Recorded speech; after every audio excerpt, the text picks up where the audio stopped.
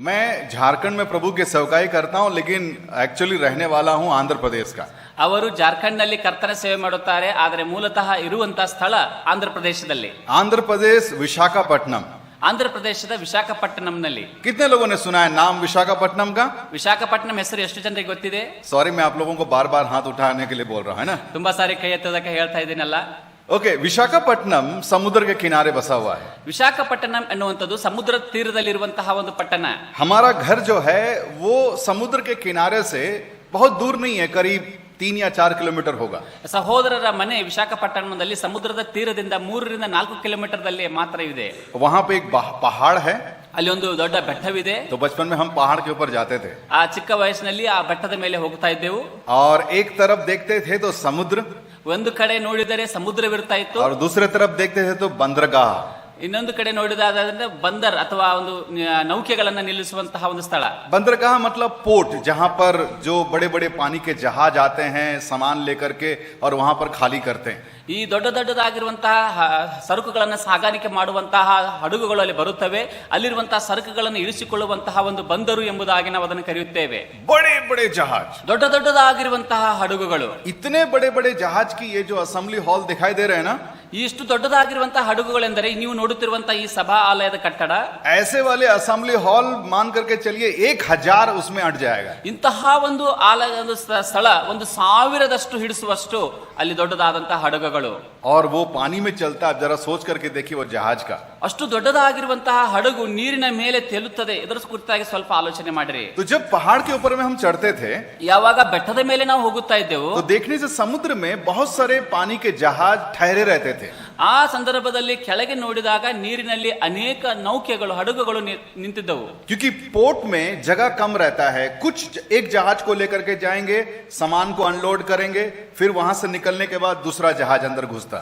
ಆ ಬಂದರುಗಳಲ್ಲಿ ಸ್ವಲ್ಪವೇ ಸ್ಥಳ ಇರುವ ಕಾರಣ ಯಾವ ಒಂದು ಬಂದರಿನ ಹಡಗು ಬಂದು ಮುಟ್ಟುತ್ತದೋ ಅದರ ಸರಕುಗಳನ್ನು ಇಳಿಸಿಕೊಳ್ಳುತ್ತಾರೆ. ಅದಾದ ನಂತರ ಮುಂದಿನ ಒಂದು ನೌಕೆ ಅಥವಾ ಹಡಗನ್ನ ಅವರು ಸರಕುಗಳನ್ನು ಇಳಿಸಿಕೊಳ್ತಾರೆ. तो ये पानी का जहाज समुद्र में रुका हुआ रहेगा। ಈ ರೀತಿಯಾಗಿ ಆ ಒಂದು ನೌಕೆಗಳು ಹಡಗುಗಳು ನೀರಿನಲ್ಲೇ ನಿಂತುಕೊಂಡೇ ಇರುತ್ತವೆ. पूरा सामान से भरा हुआ, ಪೂರ್ಣವಾಗಿ ಸಾಮಾನುಗಳಿಂದ ತುಂಬಲ್ಪಟ್ಟವರಾಗಿ. कई बार तूफान चलता था। ಎಷ್ಟೋ ಬಾರಿ ಒಂದು ದೊಡ್ಡದಾದಂತಹ ಬಿರುಗಾಳಿ ತುಫಾನ್ ಬರುತ್ತದೆ. समुद्र में तूफान का आना आम बात है। ಸಮುದ್ರದ ಮೇಲೆ ತುಫಾನುಗಳು ಬಿರುಗಾಳಿ ಬೀಸುವುದು ಸಾಮಾನ್ಯವಾದಂತಹ ವಿಷಯ. बहुत जबरदस्त आंधी चलती है। ಜೋರಾಗಿರುವಂತಹ ರಭಸವಾದಂತಹ ಬಿರುಗಾಳಿ ಬೀಸುತ್ತದೆ. दूर दूर तक कुछ नहीं दिखता है। ದೂರದವರೆಗೆ ಏನೂ ಕಾಣಿಸುವುದಿಲ್ಲ. मैं हमेशा सोचता था कि ये जहाज पानी में कैसे खड़ा होता होगा। ಈ ರೀತಿಯಾದಂತಹ ದೊಡ್ಡದಾದಂತಹ ಹಡಗು ಈ ನೀರಿನ ಮೇಲೆ ಹೇಗೆ ನಿಂತುಕೊಳ್ಳಲಿಕ್ಕೆ ಸಾಧ್ಯ ಎಂಬುದಾಗಿ ಅನೇಕ ಬಾರಿ ನಾನು ಆಲೋಚನೆ ಮಾಡುತ್ತಾ ಇದ್ದೇನೆ. मान के चलिए ये जहाज है, ये इसका नीचे ऐसा गोल है, पानी में ऐसा टिका हुआ है, थोड़ा सा हवा मारेगा तो डूब सकता है ना। ಇದು ಒಂದು ನಾವೆಗೆ ಹೋಲಿಕೆ ಮಾಡುವಾಗ ಅದು ನೀರಿನ ಮೇಲೆ ಹೇಗೆ ನಿಂತುಕೊಳ್ಳಲಿಕ್ಕೆ ಸಾಧ್ಯ? ಒಂದು ಸ್ವಲ್ಪವಾದರೂ ಓರೆ ಆದರೆ ಅದು ನೀರಿನಲ್ಲಿ ಮುಳುಗುವ ಸಾಧ್ಯತೆವಿದೆ. लेकिन मेरे मामा जी थे, उन्होंने बताया, क्योंकि वो उस जहाज में काम करते थे। ಆ ಸಹೋದರ ಒಂದು ಮಾವನವರು ಆ ನೌಕೆಯಲ್ಲಿ ಕೆಲಸ ಮಾಡ್ತಾ ಇದ್ರು. ಅವರು ಕೂಡ ಒಂದು ಸಲಹೆಯನ್ನು ಇವರು ತಿಳುವಳಿಕೆಯನ್ನು ಹೇಳುತ್ತಾರೆ. उन्होंने बताया कि जहाज को समुद्र में खड़ा करने के लिए एंकर का इस्तेमाल करते हैं, लंगर जिसको बोलते हैं। ಈ ರೀತಿಯಾದಂತಹ ಹಡಗುಗಳನ್ನ ಸಮುದ್ರದ ದಡದಲ್ಲಿ ನಿಲ್ಲಿಸುವುದಕ್ಕಾಗಿ ಲಂಗರ್ಗಳನ್ನ ಆಂಕರ್ಗಳನ್ನ ಅದನ್ನ ಹಾಕುವುದನ್ನು ನೋಡುತ್ತೇವೆ. ये जो आप चित्र देख रहे हैं यहाँ पर स्क्रीन पे, ये है लंगर या एंकर। ಈ ನೋಡುವಂತಹ ಚಿತ್ರ ಆಂಕರ್ ಮತ್ತು ಲಂಗರ್ದ ಚಿತ್ರವಾಗಿದೆ. ये पानी के अंदर डाला जाता है और चैन से उस जहाज को जकड़े रखता है। ಇದನ್ನು ನೀರಿನಲ್ಲಿ ಹಾಕಲಾಗುತ್ತದೆ. ನೀರಿನಲ್ಲಿ ಹಾಕಿದಾಗ ಇದನ್ನು ಜೋರಾಗಿ ಒಂದು ಸರಪಳಿಗಳ ಸಹಾಯದಿಂದ ದೋಣಿಯನ್ನ ಹಿಡಿದಿಟ್ಟುಕೊಳ್ಳುತ್ತದೆ. एक पानी के जहाज को खड़ा करने के लिए समुद्र में 10 एंकर, 12 एंकर, कई बार 20 एंकर भी डाला जाता है। ಇಂತಹ ಒಂದು ಹಡಗುಗಳನ್ನ ನೀರಿನಲ್ಲಿ ಒಂದೇ ಕಡೆ ನಿಲ್ಲಿಸುವುದಕ್ಕಾಗಿ 10, 12 ಅಥವಾ ಇನ್ನು ಹೆಚ್ಚಿನವಾದಂತಹ ಒಂದು ಲಂಗರ್ಗಳ ಅವಶ್ಯಕತೆ ಅಲ್ಲಿರುತ್ತದೆ. वो एंकर बड़े बड़े चैन से बंधा हुआ समुद्र के किनारे अंदर तक जाता है। ಈ ರೀತಿಯಾದಂತಹ ಲಂಗರುಗಳು ತುಂಬಾ ದೊಡ್ಡದಾಗಿರುವಂತಹ ಸರಪಳಿಗಳಿಂದ ಮಾಡಲ್ಪಟ್ಟಂತವುಗಳು ಒಂದು ಸಮುದ್ರದ ಆಳದವರೆಗೆ ಅವು ಇಳಿದು ಹೋಗುತ್ತವೆ. और अंदर जा करके किसी चट्टान को ऐसे पकड़ लेता है।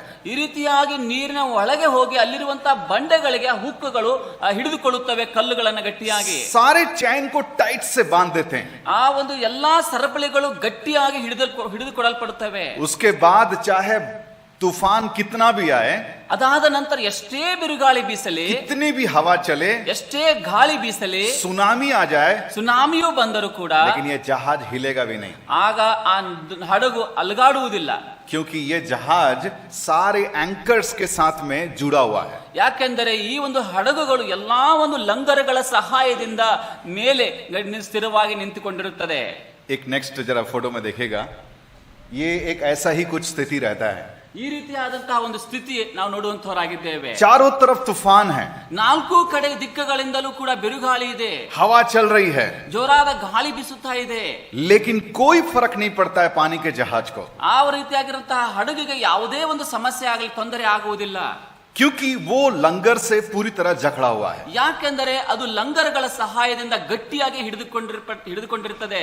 बच्चों, आज मैं आप लोगों के बीच में उसी लंगर के बारे में बात करने के लिए आया हूं. ಪ್ರಿಯ ಮಕ್ಕಳೇ, ಇವತ್ತು ನಿಮ್ಮ ಮಧ್ಯದಲ್ಲಿ ನಾನು ಅಂತಹ ಲಂಗರ್ಗಳ ಕುರಿತಾಗಿ ನಿಮ್ಮ ಒಟ್ಟ ಹಂಚಿಕೊಳ್ಳಿಕ್ಕೆ ಇಷ್ಟಪಡುತ್ತೇನೆ. आज ये संसार में बहुत सारे ऐसे आंधियां चल रही है जहां परमेश्वर के लोगों को डुबा देने के लिए हमेशा शैतान प्रयास करता है. ಈ ರೀತಿಯಾಗಿ ಲೋಕದಲ್ಲಿರುವಂತಹ ಅನೇಕ ವಿಷಯಗಳು, ಸೈತಾನನು ಅನೇಕ ವಿಷಯಗಳನ್ನ ಯೌವನಸ್ಥರಿಗೆ ಪ್ರೇರೇಪಿಸಿ ಅವರನ್ನ ಸನ್ನಿಧಾನದಿಂದ ಕೆಡವಿ ಹಾಕುವುದಕ್ಕಾಗಿ ಪ್ರಯತ್ನಿಸುವಂತ ಅನೇಕ ವಿಷಯಗಳು ಇವತ್ತು ನಡೀತಾ ಇದೆ. कई मसीही विश्वासियों को, कई जो नौजवानों की जिंदगी में आज जो है शैतान ऐसे आंधी को लेकर के आ रहा है जो नया फैशन, नया दुनिया, नया चकाचौंध, नया संसार, ये सारी एक आंधी के समान है. ಈ ರೀತಿಯಾದಂತಹ ಸಭೆಯಲ್ಲಿರುವಂತಹ ಯವನಸ್ಥರಿಗೋಸ್ಕರವಾಗಿ ಸೈತಾನನು ಅನೇಕ ವಿಧವಾದಂತಹ ಆಶಾಪಾಶಗಳು, ಹೊಸದಾದಂತಹ ಜೀವಿತ, ಹೊಸದಾದಂತಹ ಸ್ಟೈಲ್ಗಳು, ಇಂತಹ ಅನೇಕವಾದಂತಹ ಬಿರುಗಾಳಿಗಳನ್ನ ಅವರ ಜೀವಿತಗಳಲ್ಲಿ ತೆಗೆದುಕೊಂಡು ಬರುತ್ತಾ ಇದ್ದಾನೆ.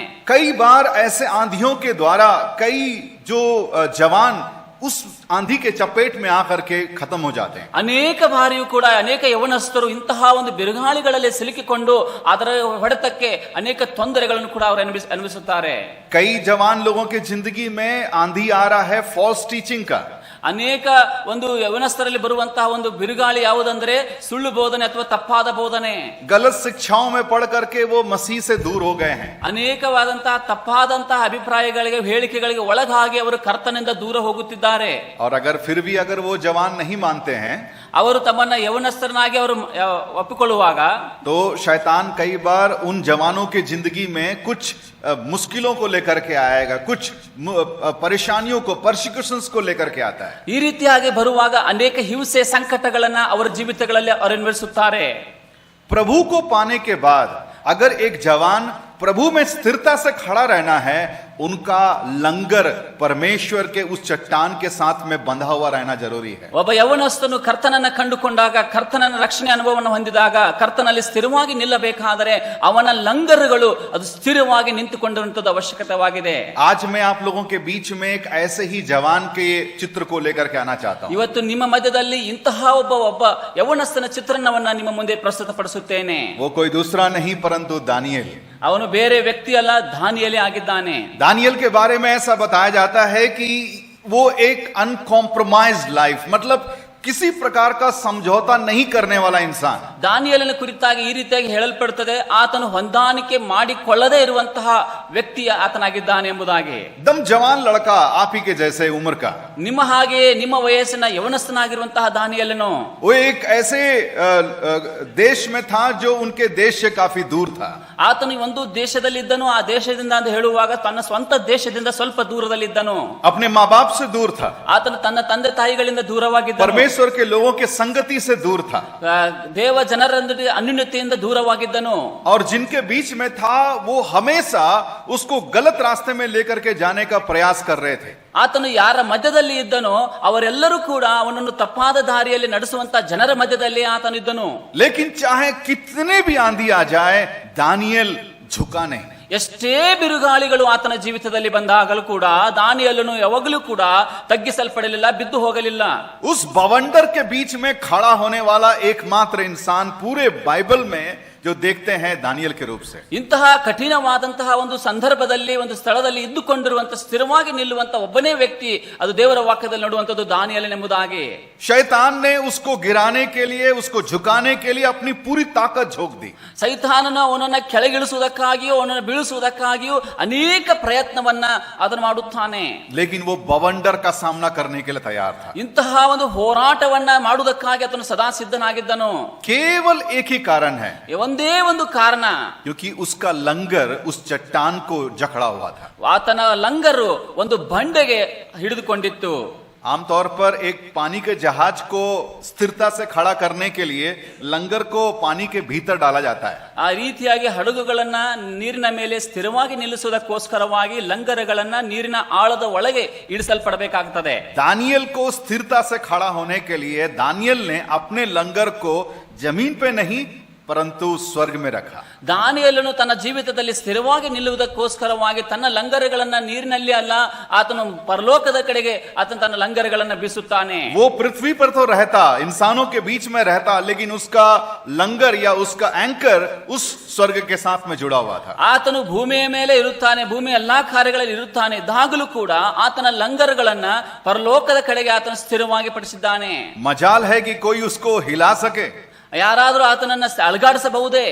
आइए हम लोग उस बाइबल के भाग को पढ़ेंगे. ಒಂದು ವಾಕ್ಯವನ್ನು ನಾವು ಓದಿಕೊಳ್ಳೋಣ. मेरे साथ में निकालिएगा दानियल की पुस्तक, उसका पहला अध्याय और उसके 1 से लेकर के 7 पद तक हम पढ़ेंगे. ದಾನಿಯೇಲನ ಒಂದು ಮೊದಲನೇ ಅಧ್ಯಾಯ ಮತ್ತು 1ರಿಂದ 7ನೇ ವಚನವನ್ನು ನಾವು ಓದಿಕೊಳ್ಳೋಣ. दानियल 1 अध्याय 1 से लेकर 7 पद. ಮೊದಲನೇ ಅಧ್ಯಾಯ ಮೊದಲನೇ 1 ವಚನದಿಂದ 7 ವಚನಗಳನ್ನ ನಾವು ಓದಿಕೊಳ್ಳೋಣ. ಯಹೂದದ ಅರಸನಾದ ಯೆಹೋಯಾಕೀಮನ ಆಳ್ವಿಕೆಯ 3ನೇ ವರ್ಷದಲ್ಲಿ ಬಾಬೆಲಿನ ರಾಜನಾದಂತಹ ನೆಬೂಕದ್ನೆಚ್ಚರನು ಯೆರೂಸಲೇಮಿಗೆ ಬಂದು ಮುತ್ತಿಗೆ ಹಾಕಿದನು. ಆಗ ಕರ್ತನು ಯಹೂದದ ಅರಸನಾದ ಯೆಹೋಯಾಕೀಮನನ್ನು ದೇವಾಲಯದ ಅನೇಕ ಪಾತ್ರೆಗಳನ್ನು ಅವನ ವಶಕ್ಕೆ ಕೊಡಲು ಅವನು ಅವುಗಳನ್ನು ಶಿನಾರ್ ದೇಶಕ್ಕೆ ಸಾಗಿಸಿ ತನ್ನ ದೇವರ ಮಂದಿರಕ್ಕೆ ತಂದು ಆ ದೇವರ ಭಂಡಾರದಲ್ಲಿ ಸೇರಿಸಿಬಿಟ್ಟನು. ಅನಂತರ ಆ ರಾಜನು ತನ್ನ ಕಂಚುಕಿಯರಲ್ಲಿ ಮುಖ್ಯನಾದ ಅಷ್ಪೇಜನಿಗೆ, ನೀನು ಇಸ್ರಾಯೇಲರಲ್ಲಿ ಅಂದರೆ ರಾಜವಂಶೀಯರಲ್ಲಿ ಮತ್ತು ಪ್ರಧಾನರಲ್ಲಿ ಅಂಗದೋಷವಿಲ್ಲದವರು, ಸುಂದರರು, ಸಮಸ್ತ ಶಾಸ್ತ್ರಜ್ಞರು, ಪಂಡಿತರು, ವಿದ್ಯಾ ನಿಪುಣರು, ರಾಜಾಲಯದಲ್ಲಿ ಸನ್ನಿಧಿ ಸೇವೆ ಮಾಡಲು ಸಮರ್ಥರೂ ಆದ ಕೆಲವು ಯುವಕರನ್ನ ಇಲ್ಲಿಗೆ ಕರೆತಂದು ಅವರಿಗೆ ಕಸ್ದೀಯ ಪಂಡಿತರ ಭಾಷೆಗಳನ್ನು ಶಾಸ್ತ್ರಗಳನ್ನು ಕಲಿಸಬೇಕೆಂಬುದಾಗಿ ಅಪ್ಪಣೆ ಕೊಟ್ಟನು. ಇದಲ್ಲದೆ ಇನ್ನು ಮುಂದೆ ಅವರು ಸನ್ನಿಧಿ ಸೇವಕರಾಗಲೆಂದು ತನ್ನ ಭೋಜನ ಪದಾರ್ಥಗಳನ್ನು ತಾನು ಕುಡಿಯುವ ದ್ರಾಕ್ಷಾರಸವನ್ನು ಅವರಿಗೆ ದಿನವಹಿ ಬಡಿಸುವ ಏರ್ಪಾಡು ಮಾಡಿ ಅವರನ್ನು 3 ವರ್ಷ ಪೋಷಿಸಬೇಕೆಂದು ಆಜ್ಞಾಪಿಸಿದನು. ಆರಿಸಲ್ಪಟ್ಟ ಯುವಕರಲ್ಲಿ ದಾನಿಯೇಲ್, ಹನನ್ಯ, ಮಿಶಾಯೇಲ್, ಅಜರ್ಯ ಎಂಬ ಯಹೂದ್ಯರು ಸೇರಿದ್ದರು. ಕಂಚುಕಿಯರ ಅಧ್ಯಕ್ಷನು ಇವರಿಗೆ ನಾಮಕರಣ ಮಾಡಿ ದಾನಿಯೇಲನಿಗೆ ಬೆಲ್ತೆಶಚ್ಚರ್, ಹನನ್ಯನಿಗೆ ಶದ್ರಕ್, ಮಿಶಾಯೇಲನಿಗೆ ಮೇಷಕ್, ಅಜರ್ಯನಿಗೆ ಅಬೇದ್ನೆಗೋ ಎಂಬ ಹೆಸರಿಟ್ಟನು. परमेश्वर इस पढ़े जाने वचन पर अपनी आशीष को उंडेले. ಓದಿದಂತಹ ವಾಕ್ಯ ಭಾಗವನ್ನು ದೇವರು ತಾನೇ ಸ್ವತಃ ಆಶೀರ್ವದಿಸಲಿ. मुझे उम्मीद है कि आपने दानियल की पुस्तक को पहले भी पढ़ा होगा. ನೀವು ದಾನಿಯೇಲನ ಪುಸ್ತಕವನ್ನ ಓದಿದ್ದೀರಿ ಎಂಬುದಾಗಿ ನನ್ನ ನಂಬಿಕೆ ಇದೆ. पहले अध्याय को जब हम पढ़ते हैं तो एक बहुत ही बुरी हालत में इजरायली लोगों को देखते हैं. ಮೊದಲನೇ ಅಧ್ಯಾಯವನ್ನು ನಾವು ಓದುವಾಗ ಇಸ್ರಾಯೇಲರು ತುಂಬಾ ಹೀನವಾದಂತಹ ಸ್ಥಿತಿಯಲ್ಲಿ ಇದ್ದರು ಎಂಬುದಾಗಿ ನೋಡುತ್ತೇವೆ. यहाँ पर हम पढ़ते हैं कि सारे इजरायली लोग बंधुआई में या गुलामी में ಬ್ಯಾಬಿಲೋನ್ के देश में पहुंचाए गए. ಇಲ್ಲಿ ಏನನ್ನು ನಾವು ಓದುತ್ತೇವೆ ಅಂದರೆ ಇಸ್ರಾಯೇಲ್ ಜನರನ್ನ ಸರಿಯಾಗಿ ಹಿಡಿದುಕೊಂಡು ಬ್ಯಾಬಿಲೋನ್ಗೆ ಕರೆದುಕೊಂಡು ಹೋದಂತ ಸ್ಥಿತಿ. और वो उस बैबिलोन में एक गुलाम के नाई कई सालों तक उन्होंने वहां पर बिताया. ಆ ಬ್ಯಾಬಿಲೋನ್ ನಲ್ಲಿ ಒಂದು ಸರಿಯಾಗಿ ಇಡಲ್ಪಟ್ಟಂತಹ ಗುಲಾಮರಾಗಿ ಅನೇಕ ವರ್ಷಗಳನ್ನು ಅವರು ಕಳೆಯುತ್ತಾರೆ. बैबिलोन में जो राजा था नबूकदनेस्सर राजा, और उसकी पूरा जो काम करने का तरीका, यदि आप उसको बारीकी से देखेंगे तो यहां पर एक शैतान के चित्र को हम देख पाते हैं. ನೀವು ಬಾಬೆಲಿನಲ್ಲಿ ಅಂತ ಆಳ್ವಿಕೆ ಮಾಡುವಂತಹ ನೆಬೂಕದ್ನೆಚ್ಚರನ ಅರಸನವನ ಚಿತ್ರಣವನ್ನು ಆತನ ಹಿನ್ನೆಲೆಯನ್ನು ಅಭ್ಯಾಸ ಮಾಡುವುದಾದರೆ ಸರಳವಾಗಿ ನಮಗೆ ಒಂದು ಚಿತ್ರಣ ಸಿಗುತ್ತದೆ. ಅದು ಶೈತಾನನ ಚಿತ್ರಣ ಎಂಬುದಾಗಿ ನೋಡುತ್ತೇವೆ. अर्थात आज जो परमेश्वर के लोग हैं उनको शैतान किस रीति से अपने गुलामी में लेकर के उनको प्रभु से दूर करने की कोशिश करता है, उसी बात को इस किताब में बताया गया है. ಇವತ್ತಿನ ದಿನ ಯಾವ ರೀತಿಯಾಗಿ ದೇವಜನರನ್ನ ಸೈತಾನನು ಅನೇಕ ವಿಷಯಗಳಲ್ಲಿ ಪ್ರೇರೇಪಿಸಿ ಅವರನ್ನು ದೇವರ ಸನ್ನಿಧಾನದಿಂದ ದೂರ ಇಡುವುದಕ್ಕಾಗಿ ಪ್ರಯತ್ನಿಸುತ್ತಾನೋ ಅಂತಹ ಪ್ರಯತ್ನಗಳನ್ನು ಮಾಡುವಂತಹ ನೆಬೂಕದ್ನೆಚ್ಚರಾಗಿ ಇಲ್ಲಿ ಕಂಡು ಬರುವುದು ನೋಡುತ್ತೇವೆ. मेरे प्यारों, शैतान आमतौर पर एक व्यक्ति को 3 तरीके से रोकने की कोशिश करता है. ಸೈತಾನನು ಸಾಮಾನ್ಯವಾಗಿ ಒಬ್ಬ ವ್ಯಕ್ತಿಗೆ, ಒಬ್ಬ ವಿಶ್ವಾಸಿಗೆ 3 ಹಂತದಲ್ಲಿ, 3 ವಿಧಾನಗಳಲ್ಲಿ ಅವನನ್ನ ಶೋಧಿಸುವುದಕ್ಕಾಗಿ ಪ್ರಯತ್ನಿಸುತ್ತಾನೆ. नंबर 1, ಮೊದಲನೇದಾಗಿ शैतान कभी ये नहीं चाहेगा कि कोई भी व्यक्ति प्रभु यीशु मसीह को माने. ಯಾವ ವ್ಯಕ್ತಿಯೂ ಕೂಡ ಒಬ್ಬ ವ್ಯಕ್ತಿಯು ಯೇಸು ಕ್ರಿಸ್ತನನ್ನ ನಂಬಬೇಕು ಎಂಬುದಾಗಿ ಆತನು ಬಯಸುವುದಿಲ್ಲ. वो लाख कोशिश कर लेगा कि किसी न किसी तरह से उसको रोक दे. ಅನೇಕವಾದಂತಹ ಪ್ರಯತ್ನಗಳನ್ನು ಆತನು ಮಾಡುತ್ತಾನೆ. ಹೇಗಾದರೂ ಮಾಡಿ ಅವನನ್ನು ಕರ್ತನಾದ ಯೇಸು ಕ್ರಿಸ್ತನ ಮೇಲೆ ನಂಬಿಕೆ ಇಡದಂತೆ ತಡೆಯುತ್ತಾನೆ. वो पूरी कोशिश, अपनी पूरी ताकत झोंक देगा कि उसको रोक दे. ಅನೇಕವಾದಂತಹ ಬಹಳಕರವಾದಂತಹ ಪ್ರಯತ್ನಗಳನ್ನ ಎಲ್ಲವನ್ನು ಕೂಡ ಆತನು ಮಾಡುತ್ತಾನೆ, ಅವನನ್ನು ಹೇಗಾದರೂ ಮಾಡಿ ಅವನನ್ನು ತಡೆಯಬೇಕು ಎಂಬುದಾಗಿ. नंबर 2, ಎರಡನೆಯದಾಗಿ, मान लीजिए शैतान किसी को प्रभु में आने से रोक नहीं पाया और उसने प्रभु को जान लिया. ಒಂದು ವೇಳೆ ಈ ರೀತಿಯಾಗಿ ತಿಳಿದುಕೊಳ್ಳಿರಿ, ಅವನನ್ನ ತಡೆ ಹಿಡಲಿಕ್ಕೆ ಆಗಲಿಲ್ಲ, ಅದಾಗಿಯೂ ಅವನು ಕರ್ತನಾದ ಯೇಸು ಕ್ರಿಸ್ತನ ನಂಬಿಕೊಂಡು ಕರ್ತನನ್ನು ಬಂದು ಬಿಟ್ಟರೆ, तो शैतान का दूसरा हमला है कि उसको प्रभु में बढ़ने नहीं देगा. ಆಗ ಸೈತಾನನು ಮಾಡುವಂತಹ ಎರಡನೇ ಒಂದು ಪ್ರತಿಯಾಯುಧ ಯಾವುದೆಂಬುದಾಗಿ ನೋಡಿದ್ರೆ, ಅವನು ಆತ್ಮಿಕವಾಗಿ ದೇವರಲ್ಲಿ ಬೆಳೆಯಬಾರದು.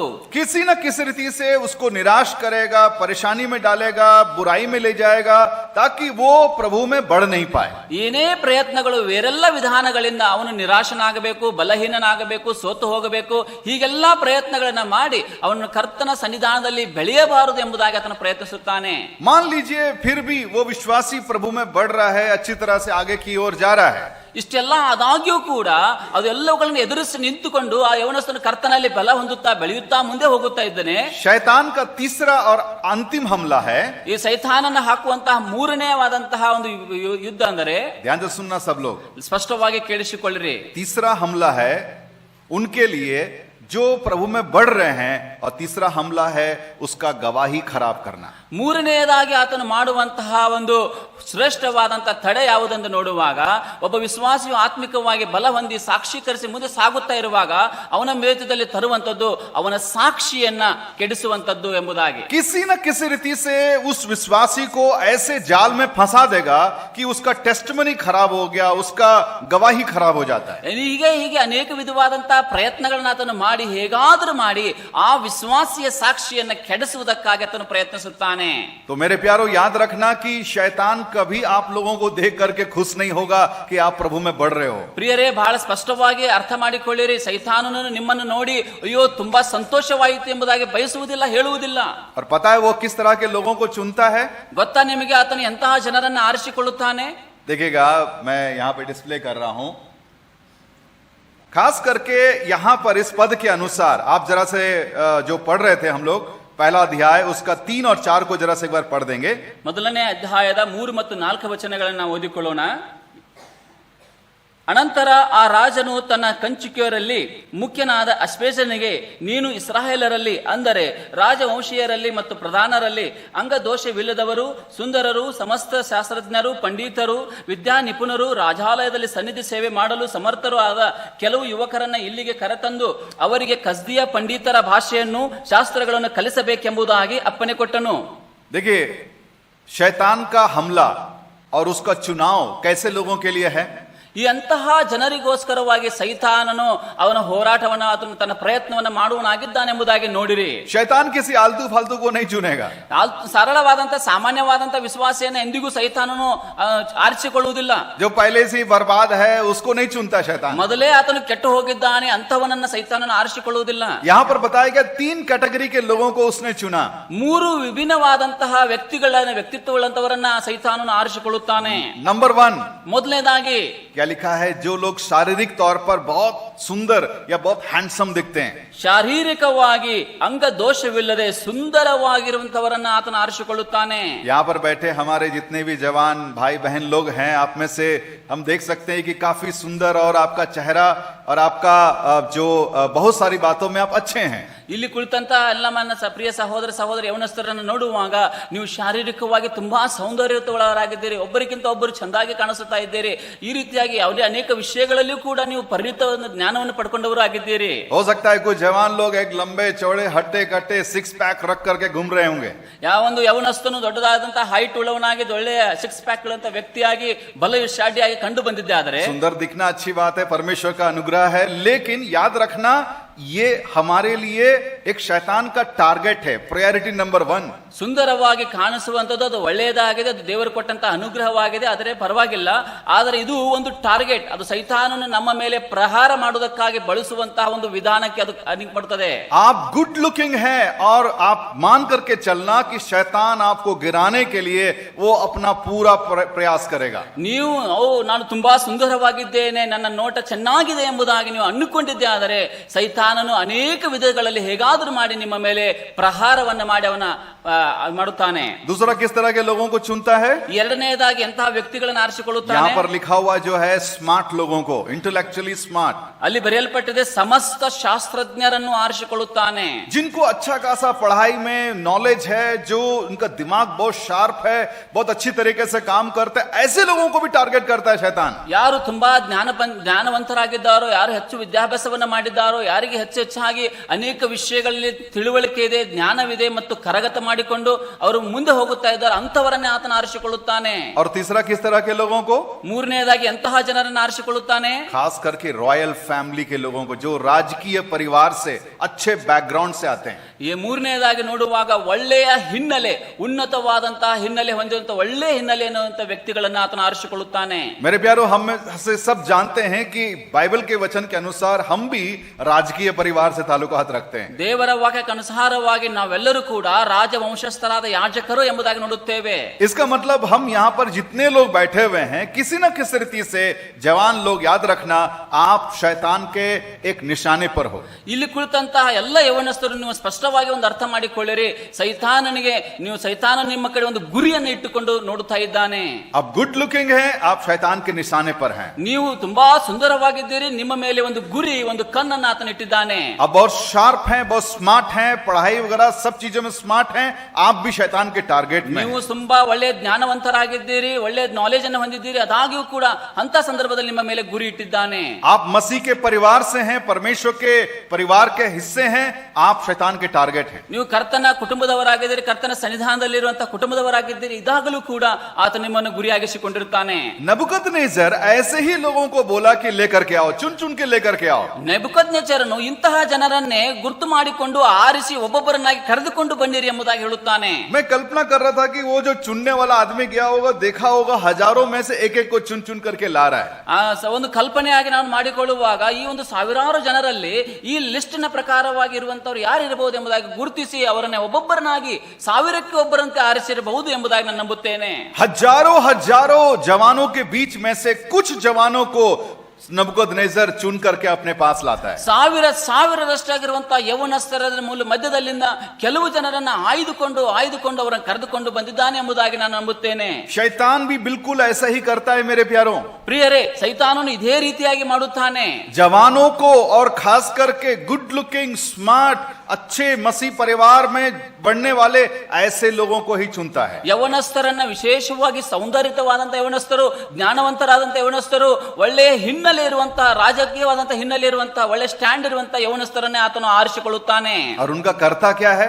ಆಗ ಅವರಿಗೆ ಏನು ಮಾಡುತ್ತಾನೆ? देखिए, आप नीचे वाले पॉइंट में बताया गया है. ಅಲ್ಲಿ 3 ಅಂಶಗಳು ಅವರ ಕುರಿತಾಗಿ ಬರೆಯಲ್ಪಟ್ಟಿದೆ. वो उनको किसी ना किसी रीति से ब्रेन वॉश करना चाहता है. ಆತನು ಅವರ ಬುದ್ಧಿಯನ್ನ ಅಥವಾ ಮನಸ್ಸನ್ನ ಪರಿವರ್ತನೆ ಮಾಡಿಸುತ್ತಾನೆ ಅಥವಾ ತಿರುಗಿಸುತ್ತಾನೆ. आज शैतान वही कर रहा है मेरे प्यारों. ಇದನ್ನೇ ಮಾಡುತ್ತಾ ಇದ್ದಾನೆ ಸೈತಾನನು. ಪ್ರಿಯರೇ, क्या क्या करता है ब्रेन वॉश करने के लिए? ಬ್ರೈನ್ ವಾಶ್ ಅಥವಾ ಒಂದು ಮನಸ್ಸನ್ನ ಬುದ್ಧಿಯನ್ನು ತಿರುಗಿಸುವುದಕ್ಕಾಗಿ ಏನೇನು ಆತನು ಮಾಡುತ್ತಾನೆ? उनको सबसे पहले यहाँ पर जो पढ़े गए पदों के अनुसार नबूकदनेस्सर राजा ने बोला, उन लोगों को पढ़ाओ. ಇಲ್ಲಿ ಹೇಳಲ್ಪಟ್ಟಂತಹ ವಾಕ್ಯಕ್ಕೆ ಅನುಸಾರವಾಗಿ ನೆಬೂಕದ್ನೆಚ್ಚರ ಅರಸನು ಏನು ಹೇಳುತ್ತಾನೋ ಅಂದ್ರೆ, ನೋಡುವಾಗ ಅವರಿಗೆ ಕಲಿಸಿರಿ, उनको अपना जो भाषा है और बैबिलोन की जो रीति है उसकी सारी बातें उनको पढ़ाओ. ನಮ್ಮ ಏನು ಬ್ಯಾಬಿಲೋನ್ ದೇಶದ ಕುರಿತಾದಂತಹ ಇತಿಹಾಸವಿದೆ, ಹಿನ್ನೆಲೆ ಇದೆ, ಭಾಷೆಗಳಿದೆ, ಇದೆಲ್ಲವನ್ನು ಅವರಿಗೆ ಮೊದಲು ಕಲಿಸಿಕೊಡ್ರಿ. 4 पद में हम इस बात को पढ़ पाते हैं. 4ನೇ ವಚನದಲ್ಲಿ ನಾವು ಅದನ್ನು ಓದುತ್ತೇವೆ. उसके बाद क्या करता है? ಆಮೇಲೆ ಏನು ಮಾಡುತ್ತಾನೆ? नंबर 2, ಎರಡನೆಯದಾಗಿ उनका नाम को बदल दो. ಅವರ ಹೆಸರುಗಳನ್ನು ಬದಲಾಯಿಸುತ್ತಾನೆ. किसी भी तरह से उसका नाम को बदल दो. ಹೇಗಾದರೂ ಮಾಡಿ ಅವರ ಹೆಸರುಗಳನ್ನು ಬದಲಾಯಿಸಿರಿ.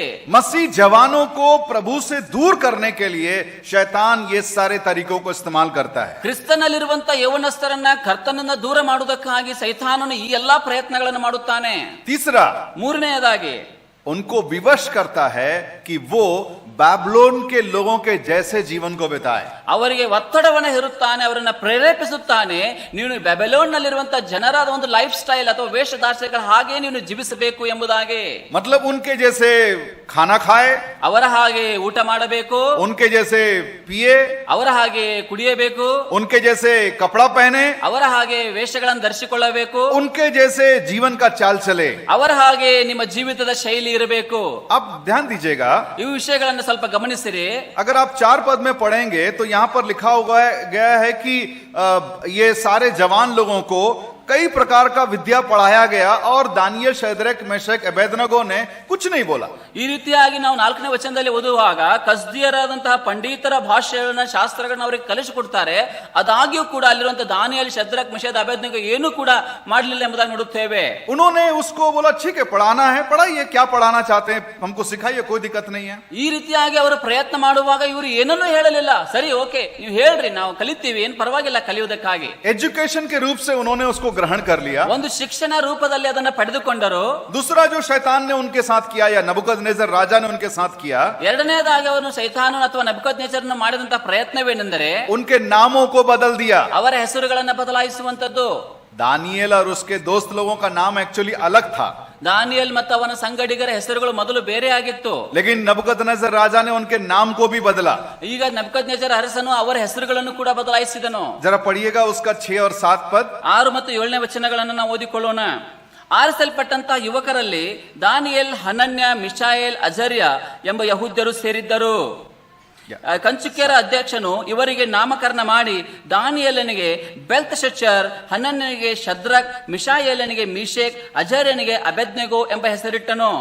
क्योंकि देखिए हम लोगों को पता है कि इज़राइल के जो वहां के रीति रिवाज के अनुसार कोई भी व्यक्ति का नाम परमेश्वर के नाम के साथ एक बहुत ही अर्थपूर्ण तरीके से रखा जाता था। ನಮಗೆ ಗೊತ್ತಿರುವ ಹಾಗೆ ಇಸ್ರಾಯೇಲರ ಒಂದು ಹಿನ್ನೆಲೆಯನ್ನು ನೋಡುವಾಗ ಅವರು ಯಾವುದೇ ಒಂದು ಹೆಸರು ಮಕ್ಕಳಿಗೆ ನಾಮಕರಣ ಮಾಡುವಾಗ ಆ ಹೆಸರುಗಳು ದೇವರೊಟ್ಟಿಗೆ ಸಂಬಂಧವನ್ನು ಕಲ್ಪಿಸುವಂತ ಹೆಸರುಗಳನ್ನೇ ಆರಿಸಿ ಅಂತ ಹೆಸರುಗಳನ್ನು ಅವರು ಇಡುವಂತವರಾಗಿದ್ದಾರೆ. अधिकांश यहूदी नामों के अंत में याह बोल करके आता है। ಅನೇಕ ಕಡೆ ನಾವು ನೋಡುವಾಗ ಯಹೂದಿಗಳ ಒಂದು ಮಕ್ಕಳ ಹೆಸರುಗಳನ್ನು ಕರೆಯುವಾಗ ಅಲ್ಲಿ ಯಾ ಎಂಬಂತ ಪದದೊಂದಿಗೆ ಆ ಹೆಸರುಗಳು ಇರುವುದನ್ನು ನೋಡುತ್ತೇವೆ. या ला शब्द आता, ला ಅಥವಾ ಲಾ ಎಂಬ ಶಬ್ದವು ಕೂಡ ಅಲ್ಲಿರುವುದು ನೋಡುತ್ತೇವೆ. या मतलब परमेश्वर के नाम के साथ जुड़ा हुआ, या ला मतलब भी एलोहिम परमेश्वर के नाम के साथ जुड़ा हुआ। ಯಾ ಎಂದು ಹೇಳುವಾಗ ಯೆಹೋವನು ಎಂಬಂತಹ ಕರ್ತನೊಟ್ಟಿಗೆ ಸಂಬಂಧವನ್ನು ತೋರಿಸುತ್ತದೆ.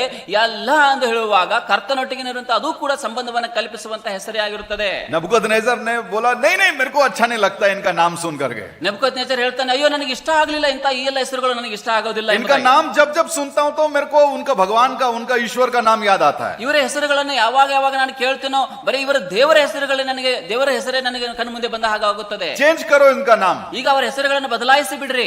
ऐसा नाम रखो जो हमारे भगवान के साथ में मिलता जुलता है। ಇಂತಹ ಒಂದು ಹೆಸರನ್ನು ನೀಡಿರಿ, ನಮ್ಮ ದೇವರೊಟ್ಟಿಗೆ ಆ ಸರಿ ಸಂಬಂಧವುಳ್ಳಂತ ಹೆಸರುಗಳನ್ನು ಕೊಡ್ರಿ. तो उन्होंने नाम चेंज कर दिया। ಆಗ ಅವರ ಹೆಸರುಗಳನ್ನು ಬದಲಾಯಿಸಿದರು.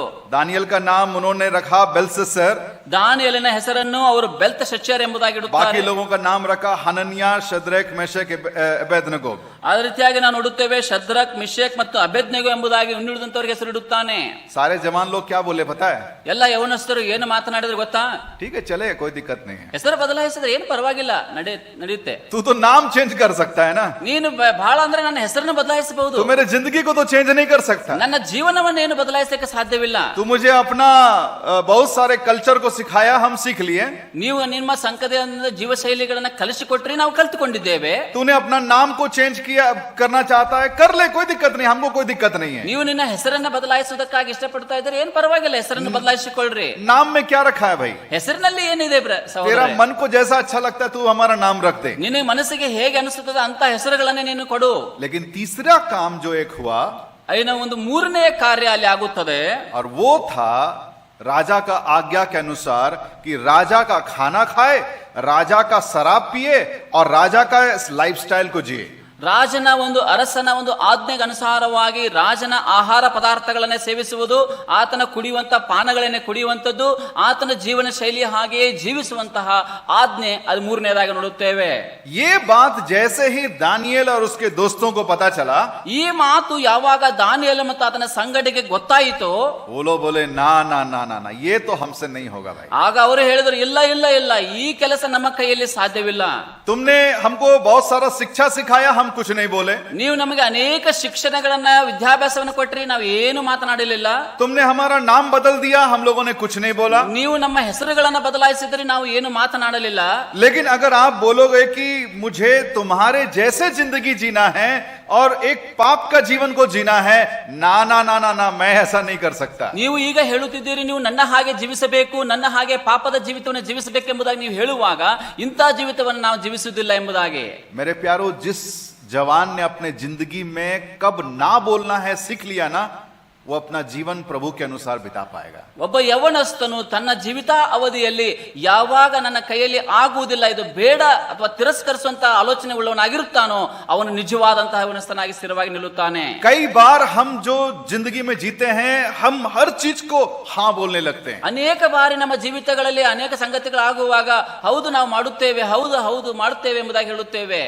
दानियल को पता था कहां उसको ना बोलना है. ದಾನಿಯೇಲನಿಗೆ ಬಹಳ ಸ್ಪಷ್ಟವಾಗಿ ಗೊತ್ತಿತ್ತು, ನನಗೆ ಎಲ್ಲಿ ಬೇಡ ಅಥವಾ ಇಲ್ಲ ಎಂಬುದಾಗಿ ಹೇಳಬೇಕೆಂಬುದಾಗಿ. कहां ओके करना है और कहां ना बोलना है, उसको पक्का पता था. ಎಲ್ಲಿ ಹೌದು ಅನ್ನಬೇಕು, ಎಲ್ಲಿ ಬೇಡ ಅನ್ನಬೇಕೆಂಬುದಾಗಿ ಸ್ಪಷ್ಟವಾಗಿ ದಾನಿಯೇಲನಿಗೆ ಗೊತ್ತಿತ್ತು. क्यों ಯಾಕೆ क्यों दानियल को मालूम था? ಯಾಕೆ ದಾನಿಯೇಲನಿಗೆ ಗೊತ್ತಿತ್ತು? मैंने शुरू में क्या बोला था? ಪ್ರಾರಂಭದಲ್ಲಿ ನಾನು ಏನು ಹೇಳಿದ್ದೆ? दानियल का लंगर कहां फंसा हुआ था? ದಾನಿಯೇಲನ ಲಂಗರು ಎಲ್ಲಿ ಹಾಕಲ್ಪಟ್ಟಿತ್ತು? स्वर्ग में. ಸ್ವರ್ಗದಲ್ಲಿ. देखिए मेरे प्यारो, यहां पर बैठे आप में से हर एक जन अपने जिंदगी में आप सही और गलत का अंदाजा या फर्क तब महसूस कर सकते हैं जब आप परमेश्वर के साथ में जुड़े हुए हैं. ಪ್ರಿಯ ಯವನಸ್ಥರೇ, ನೀವು ಕೂತಂತ ಯವನಸ್ಥರಲ್ಲಿ ನಿಮ್ಮ ಜೀವಿತಗಳಲ್ಲಿ ಸರಿ ಯಾವುದು ತಪ್ಪು ಯಾವುದು ಎಂಬುದಾಗಿ ಅರ್ಥ ಮಾಡಿಕೊಳ್ಳಬೇಕಾದರೆ ಅದು ಯಾವಾಗ ಸಾಧ್ಯ ಅಂದರೆ ನಿಮ್ಮ ಲಂಗರುಗಳು ಕರ್ತನೊಟ್ಟಿಗೆ ನಿಕಟವಾದ ಸಂಬಂಧವನ್ನು ಹೊಂದಿದಾಗ ಮಾತ್ರವೇ ಅದು ನಿಮಗೆ ತಿಳಿಯುತ್ತದೆ. आपका रिश्ता परमेश्वर के साथ में यदि सही है, आपका रिश्ता परमेश्वर के साथ में प्रतिदिन रीति से और आगे की ओर मजबूती से बढ़ रहा है, जैसे ही आपके जीवन में कुछ ऐसा लगेगा कि कुछ गलत है, आप निर्णय लेने के लिए आराम से आगे एक फैसला कर सकते हैं. ನಿಮ್ಮ ಪ್ರತಿನಿತ್ಯದ ಜೀವಿತದಲ್ಲಿ ನಿಮ್ಮ ವೈಯಕ್ತಿಕವಾದಂತಹ ಸಂಬಂಧ ಕರ್ತನೊಟ್ಟಿಗೆ ಸ್ಥಿರವಾಗಿ ಇರುವಾಗ, ಒಳ್ಳೆಯ ಸಂಬಂಧವುಳ್ಳವನಾಗಿ ಪ್ರತಿನಿತ್ಯ ಅಭಿವೃದ್ಧಿಯಿಂದ ಅಭಿವೃದ್ಧಿಯೊಟ್ಟಿಗೆ ಕರ್ತನೊಟ್ಟಿಗೆ ಸಾಗುವಾಗ, ಅಂತಹ ಸಂದರ್ಭದಲ್ಲಿ ಮಾತ್ರವೇ ಯಾವುದು ಸರಿ ಯಾವುದು ತಪ್ಪು ಎಂಬುದಾಗಿ ಅರ್ಥ ಮಾಡಿಕೊಳ್ಳಲಿಕ್ಕೆ ನಿಮಗೆ ಸಾಧ್ಯವಾಗುತ್ತದೆ ಮತ್ತು ಯೋಗ್ಯವಾದದನ್ನ ಆಯ್ಕೆ ಮಾಡಿಕೊಳ್ಳಲಿಕ್ಕೆ ನಿಮಗೆ ಸಹಾಯವಾಗುತ್ತದೆ. अपने जिंदगी में सही और गलत का फैसला कर सकते हैं. ಆಗ ಮಾತ್ರವೇ ನೀವು ನಿಮ್ಮ ಜೀವಿತದಲ್ಲಿ ಸರಿ ಯಾವುದು ಮತ್ತು ತಪ್ಪು ಯಾವುದಂತಹ ನಿರ್ಧಾರಗಳನ್ನು ತೆಗೆದುಕೊಳ್ಳಲಿಕ್ಕೆ ಸಾಧ್ಯ. ये केवल तब हो सकता है जब आपका लंगर उस स्वर्ग राज्य में फंसा हुआ है. ಇದು ಯಾವಾಗ ಸಾಧ್ಯ ಅಂದರೆ ನಿಮ್ಮ ಒಂದು ಲಂಗರು, ನಿಮ್ಮ ಜೀವಿತದ ಲಂಗರು ಕರ್ತನೊಟ್ಟಿಗೆ ಸ್ವರ್ಗದಲ್ಲಿ ಸ್ಥಿರವಾಗಿ ನಿಂತುಕೊಂಡಾಗ ಮಾತ್ರವೇ. हमारी जिंदगी में निर्णय, ನಮ್ಮ ಜೀವಿತಗಳಲ್ಲಿ ಬರುವಂತಹ ನಿರ್ಣಯಗಳು, कई महत्वपूर्ण निर्णयों को अपनी जिंदगी में हम लेते हैं. ಅನೇಕ ಮಹತ್ವವಾದಂತಹ ನಿರ್ಧಾರಗಳನ್ನು ನಮ್ಮ ಜೀವಿತಗಳಲ್ಲಿ ತೆಗೆದುಕೊಳ್ಳುತ್ತೇವೆ. यहाँ पर बैठे सारे जवान लोग इस बात को जरा ध्यान पूर्वक सुनना. ಇಲ್ಲಿ ಕುಳಿತಂತ ಯವನಸ್ಥರು ಈ ಮಾತನ್ನು ಬಹಳ ಸ್ಪಷ್ಟವಾಗಿ ಕೇಳಿಸಿಕೊಳ್ಳಿರಿ. आपके जीवन में लिया गया निर्णय आपके मंजिल को, आपके भविष्य को दर्शाएगा. ನೀವು ನಿಮ್ಮ ಜೀವಿತಗಳಲ್ಲಿ ತೆಗೆದುಕೊಳ್ಳುವಂತಹ ನಿರ್ಣಯಗಳು ನಿಮ್ಮ ಮುಂದಿನ ಜೀವಿತಗಳ ಕುರಿತಾಗಿರುವಂತಹ ಗುರಿ ಉದ್ದೇಶಗಳ ಕುರಿತಾಗಿ ಸ್ಪಷ್ಟವಾಗಿ ಹೇಳುತ್ತದೆ. मतलब आज जो आप निर्णय लोगे उसी के अनुसार आपका भविष्य होने वाला है. ಈಗ ನೀವು ಏನು ನಿರ್ಣಯಗಳನ್ನು ಇವತ್ತು ತೆಗೆದುಕೊಳ್ಳುತ್ತೀರೋ ಆ ನಿರ್ಣಯಗಳ ಅನುಸಾರವಾಗಿ ನಿಮ್ಮ ಭವಿಷ್ಯದ ಜೀವಿತವಾಗಿರುತ್ತದೆ.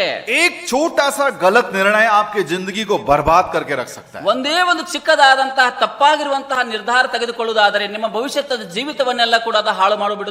सो अपनी जिंदगी में हमेशा याद रखना, निर्णय लेने की जब बात आती है ना, तो आप जल्दबाजी मत करना. ನಿಮ್ಮ ಜೀವಿತಗಳಲ್ಲಿ ಯಾವಾಗಲಾದರೂ ನಿರ್ಣಯವನ್ನು ತೆಗೆದುಕೊಳ್ಳುವಂತ ಸಂದರ್ಭ ಬರುತ್ತದೋ ಆಗ ಗಡಿಬಿಡಿ ಮಾಡಬೇಡ್ರಿ, ಬೇಗ ನಿರ್ಧಾರವನ್ನು ತೆಗೆದುಕೊಳ್ಳಬೇಡ್ರಿ, ಸ್ವಲ್ಪ ವೇಟ್ ಮಾಡಿ ಯೋಗ್ಯವಾದ ನಿರ್ಧಾರವನ್ನು ತೆಗೆದುಕೊಳ್ಳಿರಿ. देखिए ऐसे तो कई निर्णयों को हम लेते हैं, ಇಂತಹ ಅನೇಕವಾದಂತಹ ನಿರ್ಣಯಗಳನ್ನು ನಾವು ತೆಗೆದುಕೊಳ್ಳುತ್ತೇವೆ. लेकिन चार क्षेत्रों में आपका निर्णय बहुत महत्वपूर्ण है। ಎಲ್ಲ ನಿರ್ಧಾರಗಳಿಗಿಂತ ಮುಖ್ಯವಾಗಿ 4 ನಿರ್ಧಾರಗಳನ್ನು ತೆಗೆದುಕೊಳ್ಳುವಾಗ ನಿಮ್ಮ ನಿರ್ಧಾರಗಳು ಬಹಳ ಸ್ಪಷ್ಟವಾಗಿ ಯೋಗ್ಯವಾದಂತಹ ನಿರ್ಧಾರವಾಗಿರಬೇಕು. देखिए नीचे में बताया गया है, ಅಲ್ಲಿ 4 ವಿಷಯಗಳು ಕೆಳಗೆ ಕೊಡಲ್ಪಟ್ಟಿದೆ. सबसे पहले प्रभु यीशु मसीह को उद्धारकर्ता के रूप में स्वीकार करना. ಮೊಟ್ಟ ಮೊದಲನೇದಾಗಿರುವಂತಹ ನಿರ್ಧಾರ ಎಂದು ಹೇಳುವಾಗ ಕರ್ತನಾಗಿರುವಂತಹ ಯೇಸು ಕ್ರಿಸ್ತನನ್ನ ಸ್ವಂತ ರಕ್ಷಕನಾಗಿ ಅಂಗೀಕಾರ ಮಾಡಿಕೊಳ್ಳುವಂತಹ ನಿರ್ಧಾರ. आपकी जिंदगी की शुरुआत वहीं से होती है जब आप अपने जीवन को प्रभु के हाथों में सौंप देते हैं. ನಿಮ್ಮ ಜೀವಿತದ ಪ್ರಾರಂಭ ಅಲ್ಲಿಯೇ ಆಗುತ್ತದೆ ಯಾವಾಗ ನಿಮ್ಮ ಜೀವಿತವನ್ನು ನೀವು ಕರ್ತನಾದ ಯೇಸು ಕ್ರಿಸ್ತನ ಕಡೆಗೆ ಒಪ್ಪಿಸಿಕೊಡುತ್ತೀರೋ ಆವಾಗಲೇ. यदि आप यहाँ पर बैठे आप में से कोई ऐसा है जिन्होंने आज तक यीशु मसीह को अपने जीवन का उद्धारकर्ता नहीं बनाया है, मैं आपसे निवेदन करता हूं इस कैंप के खत्म होने से पहले अपने जीवन में पहला निर्णय लेना कि मैं अपना जिंदगी यीशु मसीह के हाथों में कर देता हूं. ಇಲ್ಲಿ ಸೇರಿ ಬಂದಂತಹ ಯೌವನಸ್ಥರಲ್ಲಿ ಇನ್ನೂ ಯಾರಾಗಲೂ ಕೂಡ ಕರ್ತನಾದ ಯೇಸು ಸ್ವಾಮಿಯನ್ನು ಸ್ವಂತ ರಕ್ಷಕನಾಗಿ ಅಂಗೀಕಾರ ಮಾಡಿಕೊಳ್ಳದೇ ಇರುವಂತವ್ರು ಇದ್ದಿದ್ದಾದರೆ ನಾನು ನಿಮ್ಮಲ್ಲಿ ವಿನಂತಿಸಿಕೊಳ್ಳುತ್ತೇನೆ, ಈ ಕ್ಯಾಂಪ್ ಮುಗುವಷ್ಟರೊಳಗಾಗಿ ನಿಮ್ಮ ನಿರ್ಧಾರವನ್ನು ತೆಗೆದುಕೊಳ್ಳಿರಿ, ಅದು ಕರ್ತನಾದ ಯೇಸು ಸ್ವಾಮಿಯನ್ನು ಸ್ವಂತ ರಕ್ಷಕನಾಗಿ ಅಂಗೀಕಾರ ಮಾಡಿಕೊಳ್ಳಿರಿ ಎಂಬುದಾಗಿ ನಾನು ಹೇಳುತ್ತೇನೆ. दूसरा आपके जिंदगी का एक महत्वपूर्ण निर्णय है, ನಿಮ್ಮ ಜೀವಿತದಲ್ಲಿರುವಂತಹ ಎರಡನೇ ಮುಖ್ಯವಾದ ನಿರ್ಣಯ एक सही जीवन साथी.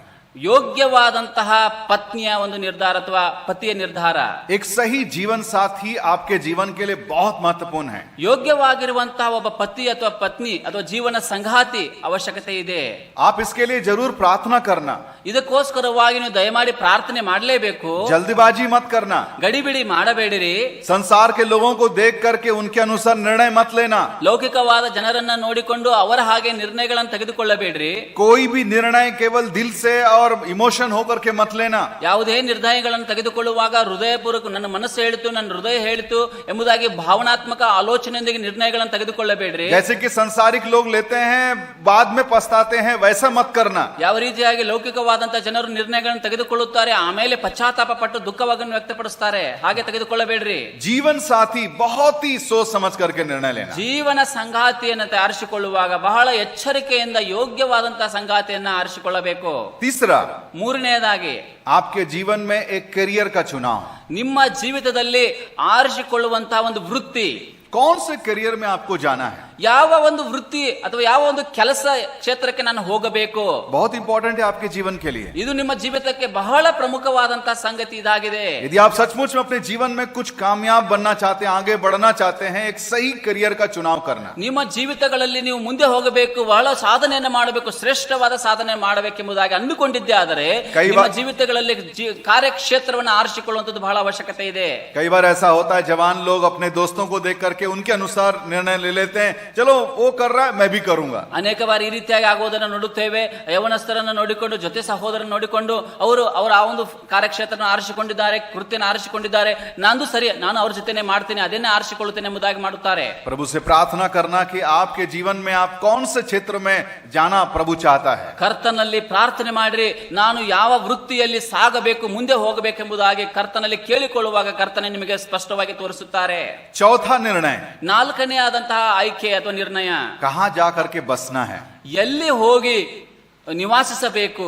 बहुत इंपॉर्टेंट है मेरे प्यारों. ಬಹಳ ಮಹತ್ವವುಳ್ಳಂತಹ ಅಂಶ ಇದಾಗಿದೆ ಪ್ರಿಯರೇ. कहीं भी जाकर के बस जाएंगे ऐसा नहीं. ಎಲ್ಲೋ ಹೋಗಿ ವಾಸ ಮಾಡ್ತೇನೆ ಎಂಬುದಾಗಿ ಹೇಳಿದ್ರೆ ಅದು ಸರಿಯಲ್ಲ. सही चुनाव, सही जगह का चुनाव. ಯೋಗ್ಯವಾದಂತಹ ಸ್ಥಳವನ್ನ ಆರಿಸಿಕೊಳ್ಳುವಂತದ್ದು ಅವಶ್ಯಕತೆ ಇದೆ.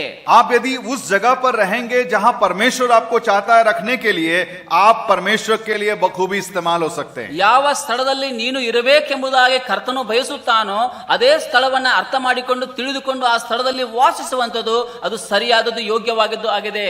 आप गलत जगह पर जाएंगे, ನೀವು ತಪ್ಪಾಗಿರುವಂತಹ ಸ್ಥಳಕ್ಕೆ ಹೋದರೆ हो सकता है कि थोड़ा बहुत आपको फायदा भी मिल जाए, ಆ ಸಂದರ್ಭದಲ್ಲಿ ನಿಮಗೆ ಹೆಚ್ಚಾಗಿ ಲಾಭಗಳು ಆಗಬಹುದು.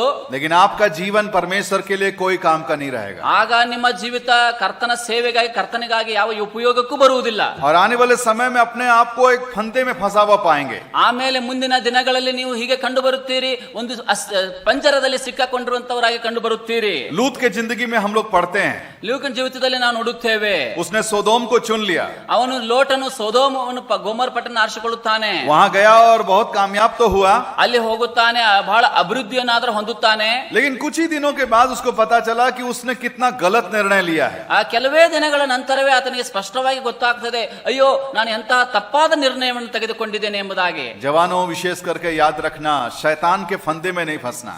ಯೌವನಸ್ಥರೇ ವಿಶೇಷವಾಗಿ ಎಚ್ಚರ ವಹಿಸಿರಿ, ನೀವು ಸೈತಾನನ ಒಂದು ಜಾಲದಲ್ಲಿ ಸಿಕ್ಕಿಕೊಳ್ಳಬೇಡಿರಿ. कभी अपने जीवन में ये मत बोलना कि भाई मैं तो निर्णय लेता हूं, कल जो होगा देखा जाएगा. ನಾನು ಈ ರೀತಿಯಾಗಿ ಇವತ್ತಿನ ನಿರ್ಣಯವನ್ನು ತೆಗೆದುಕೊಳ್ಳುತ್ತೇನೆ, ನಾಳೆ ಏನಾಗುತ್ತದೆ ನನಗೆ ಗೊತ್ತಿಲ್ಲ ಅಂದು ಎಂಬುದಾಗಿ ನಿರ್ಣಯವನ್ನು ತೆಗೆದುಕೊಳ್ಳಬೇಡ್ರಿ. कई जवान लोग आने वाले समय के बारे में ज्यादा विचार करते नहीं है और आगे बढ़ जाते हैं. ಅನೇಕ ಬಾರಿ ಯೌವನಸ್ಥರು ಮುಂದಿನ ದಿನಗಳಲ್ಲಿ ಬರುವಂತ ಸಂದರ್ಭಗಳು ಸನ್ನಿವೇಶಗಳ ಕುರಿತಾಗಿ ಆಲೋಚನೆ ಮಾಡದೆ ಅವರು ಹಾಗೆ ನಿರ್ಧಾರಗಳನ್ನು ತೆಗೆದುಕೊಂಡು ಹೋಗುತ್ತಾರೆ.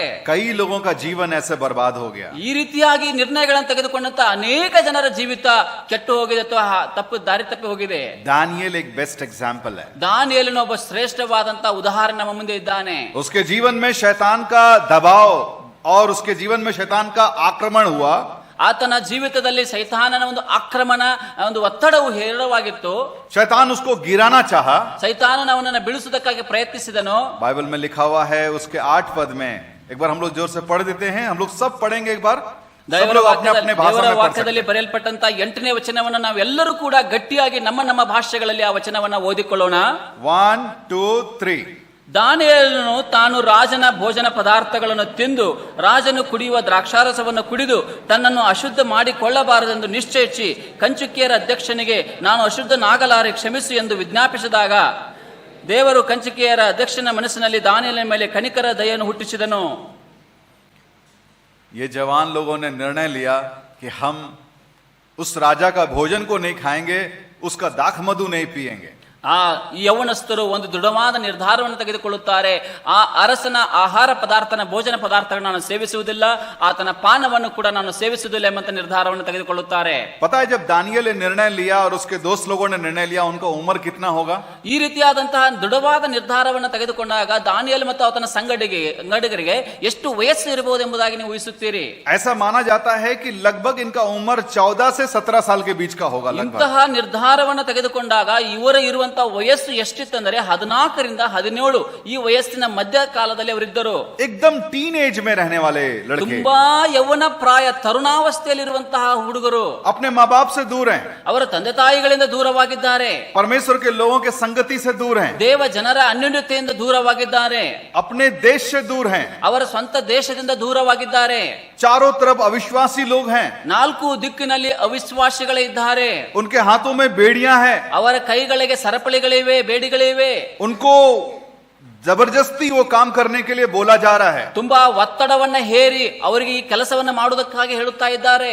और अगर नहीं करेंगे तो शायद वो मारे भी जाएंगे. ಒಂದು ವೇಳೆ ಅವರು ಕೆಲಸಗಳನ್ನ ಮಾಡದೆ ಹೋದರೆ ಅವರನ್ನ ಹೊಡೆದು ಹಾಕಬಹುದು. लेकिन दानियेल और उसके दोस्त लोग बोलते हैं, ದಾನಿಯೇಲ್ ಮತ್ತು ಆತನ ಸಂಗಡಿಗರು ಈ ರೀತಿಯಾಗಿ ಹೇಳುತ್ತಾರೆ, नो मतलब नो, ಇಲ್ಲ ಅಂದ್ರೆ ಇಲ್ಲವೇ ಇಲ್ಲ, नहीं करेंगे ये काम. ಈ ಕೆಲಸವನ್ನ ನಾವು ಮಾಡುವುದೇ ಇಲ್ಲ. मेरा सवाल ये है कि ये लोग कैसे, इनको इतना हिम्मत आया? ನನ್ನ ಒಂದು ಪ್ರಶ್ನೆ ಇದಾಗಿದೆ, ಇವರಿಗೆ ಇಷ್ಟು ಧೈರ್ಯ ಎಲ್ಲಿಂದ ಬಂತು? कैसे इन्होंने निर्णय लिया? ಹೇಗೆ ಈ ನಿರ್ಧಾರವನ್ನು ಅವರು ತೆಗೆದುಕೊಂಡರು? इसका मतलब कि ये जो जवान लोग थे, इनको परमेश्वर के जो वचन के बारे में या परमेश्वर के मन की बातों को अच्छी तरह समझने वाले थे. ಈ ರೀತಿಯಾಗಿ ದೇವರ ಮನಸ್ಸಿನಲ್ಲಿ ಏನಿದೆ ಎಂಬುದಾಗಿ ಯೌವನಸ್ಥರಿಗೆ ಬಹಳ ಸ್ಪಷ್ಟವಾಗಿ ಗೊತ್ತಾಗುತ್ತಾ ಇತ್ತು. और मैंने जैसे बताया कि वो तब हो सकता है जब आपका रिश्ता परमेश्वर के साथ ठीक ठाक. ಅದು ಯಾವಾಗ ಸಾಧ್ಯವಾಗಲಿಕ್ಕೆ ಅಂತ ಹೇಳಕ್ ಸಾಧ್ಯ ಅಂದ್ರೆ ಅದು ಕರ್ತನೊಟ್ಟಿಗೆ ವೈಯಕ್ತಿಕ ಸಂಬಂಧ ಸರಿಯಾಗಿರುವಾಗ ಮಾತ್ರವೇ ಅದು ಅರ್ಥ ಮಾಡಿಕೊಳ್ಳಲಿಕ್ಕೆ ಸಾಧ್ಯ. देखिए, जब इन वचनों को मैंने पढ़ा तो मुझे 3 बातें समझ में आया कि जिसके आधार पर इन्होंने ऐसा निर्णय लिया था. ಈ ರೀತಿಯಾದಂತಹ ವಾಕ್ಯ ಭಾಗವನ್ನು ಓದುವಾಗ ಇದರಲ್ಲಿ 3 ವಿಷಯಗಳ ಮೂಲಕವಾಗಿ ನನಗೆ ಸ್ಪಷ್ಟವಾಗಿ ಗೊತ್ತಾಯಿತು. ಆ 3 ವಿಷಯಗಳ ಆಧಾರದಲ್ಲಿ ಅವರು ದೃಢವಾದ ನಿರ್ಧಾರವನ್ನು ತೆಗೆದುಕೊಂಡರು. मतलब ये जो निर्णय बोला कि हम उस राजा का भोजन को नहीं खाएंगे, क्यों? उसका आंसर है, देयर आर 3 थिंग्स, 3 ऐसी बातें जिसके आधार पर उन्होंने ये निर्णय लिया कि हम नहीं खाएंगे. ರಾಜನ ಭೋಜನ ಪದಾರ್ಥಗಳನ್ನು ನಾವು ತಿನ್ನುವುದಿಲ್ಲ ಎಂಬುದಾಗಿ ದೃಢವಾದಂತಹ ಸ್ಪಷ್ಟವಾದ ನಿರ್ಧಾರವನ್ನು ಅವರು ತೆಗೆದುಕೊಂಡರು. ಹೇಗೆ ತೆಗೆದುಕೊಂಡರು, ಯಾಕೆ ತೆಗೆದುಕೊಂಡರು ಎಂದು ಹೇಳುವಾಗ 3 ಕಾರಣಗಳು ಅಲ್ಲಿವೆ. ಆ 3 ಕಾರಣಗಳ ನಿಮಿತ್ತವಾಗಿ ಅವರು ಆ ದೃಢವಾದಂತಹ ನಿರ್ಧಾರವನ್ನು ತೆಗೆದುಕೊಂಡರು. भाई जरा नेक्स्ट स्लाइड करना दो. ओके, नंबर 1 ಮೊದಲನೇದಾಗಿ पवित्रता. ಪರಿಶುದ್ಧತೆ. मैं पहले बता देता हूं, फिर उसके बाद उसको समझाऊंगा. ಮೊದಲನೇದಾಗಿ ಅದನ್ನು ಹೇಳ್ತೇನೆ, ಆಮೇಲೆ ಅದರ ಬಗ್ಗೆ ವಿವರಣೆ ಕೊಡುತ್ತೇನೆ. पवित्रता, ಪರಿಶುದ್ಧತೆ. दूसरा ಎರಡನೆಯದಾಗಿ सिद्धांत, ಸಿದ್ಧಾಂತಗಳು. और नंबर 3 ಮೂರನೆಯದಾಗಿ प्रैक्टिस, या इसको बोलते हैं उपयोग करना या काम में लाना. ಅದನ್ನ ಮೂರನೆಯದಾಗಿ ಅಳವಡಿಸಿಕೊಳ್ಳುವಿಕೆ ಅಥವಾ ಅದನ್ನ ಕಾರ್ಯರೂಪದಲ್ಲಿ ತರುವಂತದ್ದು. नंबर 1 क्या मैंने बोला? ಮೊದಲನೇದಾಗಿ ನಾ ಏನನ್ನ ಹೇಳಿದೆನೋ? पवित्रता. ಪರಿಶುದ್ಧತೆ. आप इधर आ जाइए, मैं उधर चल जाता हूं.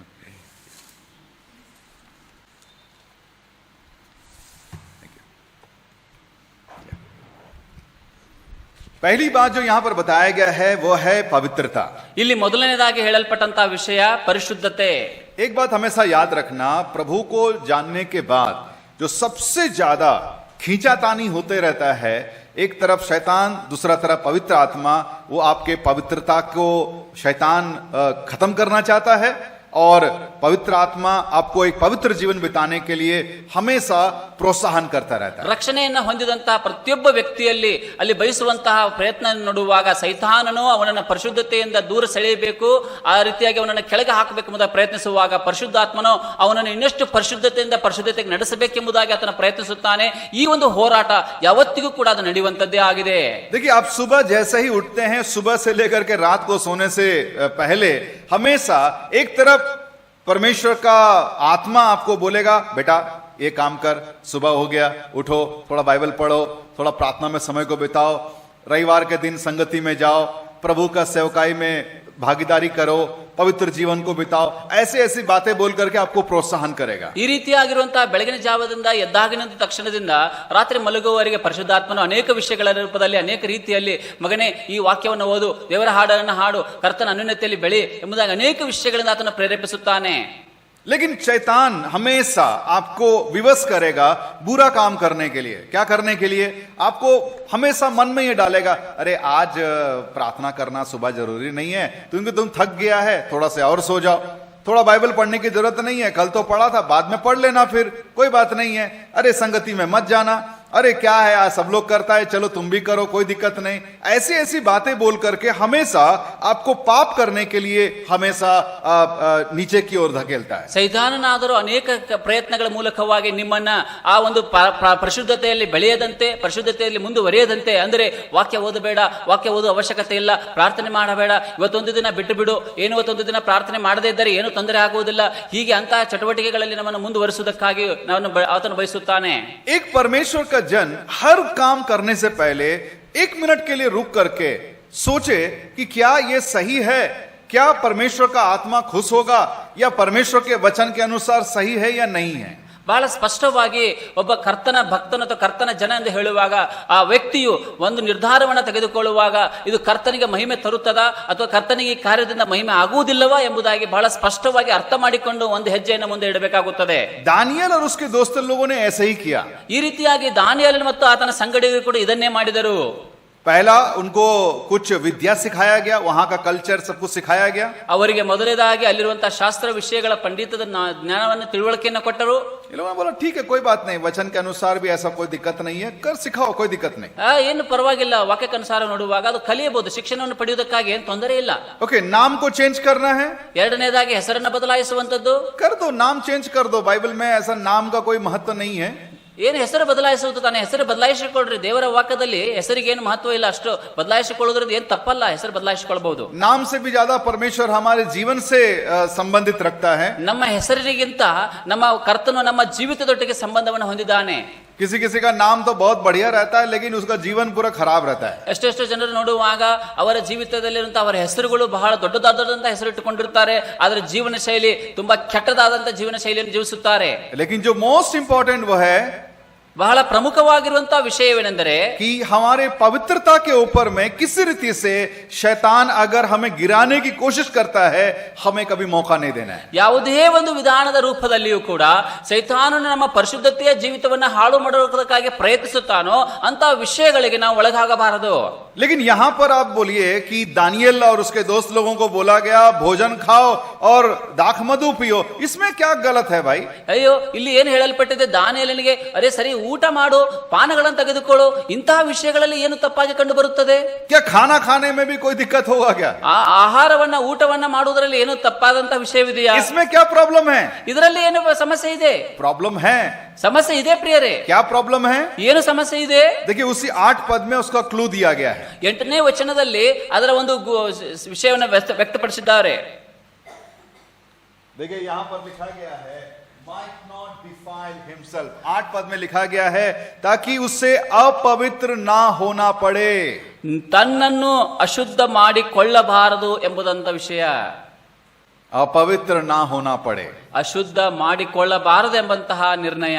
इसका मतलब क्या होता है? ಇದರ ಅರ್ಥವೇನಾಗುತ್ತದೆ? इसका मतलब यह होता है कि उस भोजन को खाने से दानियल और उसके दोस्त लोग अपवित्र हो सकते हैं। ಈ ಭೋಜನ ಪದಾರ್ಥಗಳನ್ನ ಸೇವನೆ ಮಾಡುವುದರ ನಿಮಿತ್ತವಾಗಿ ದಾನಿಯೇಲ ಮತ್ತು ಸಂಗಡಿಗರು ಅಪವಿತ್ರರಾಗುತ್ತಾರೆ, ಪರಿಶುದ್ಧತೆಯನ್ನು ಕಳೆದುಕೊಳ್ಳುತ್ತಾರೆ. दानियल को परमेश्वर का वचन अच्छी तरह से पता था, ದಾನಿಯೇಲನಿಗೆ ದೇವರ ವಾಕ್ಯದ ಪರಿಚಯ ಸಂಪೂರ್ಣವಾಗಿತ್ತು.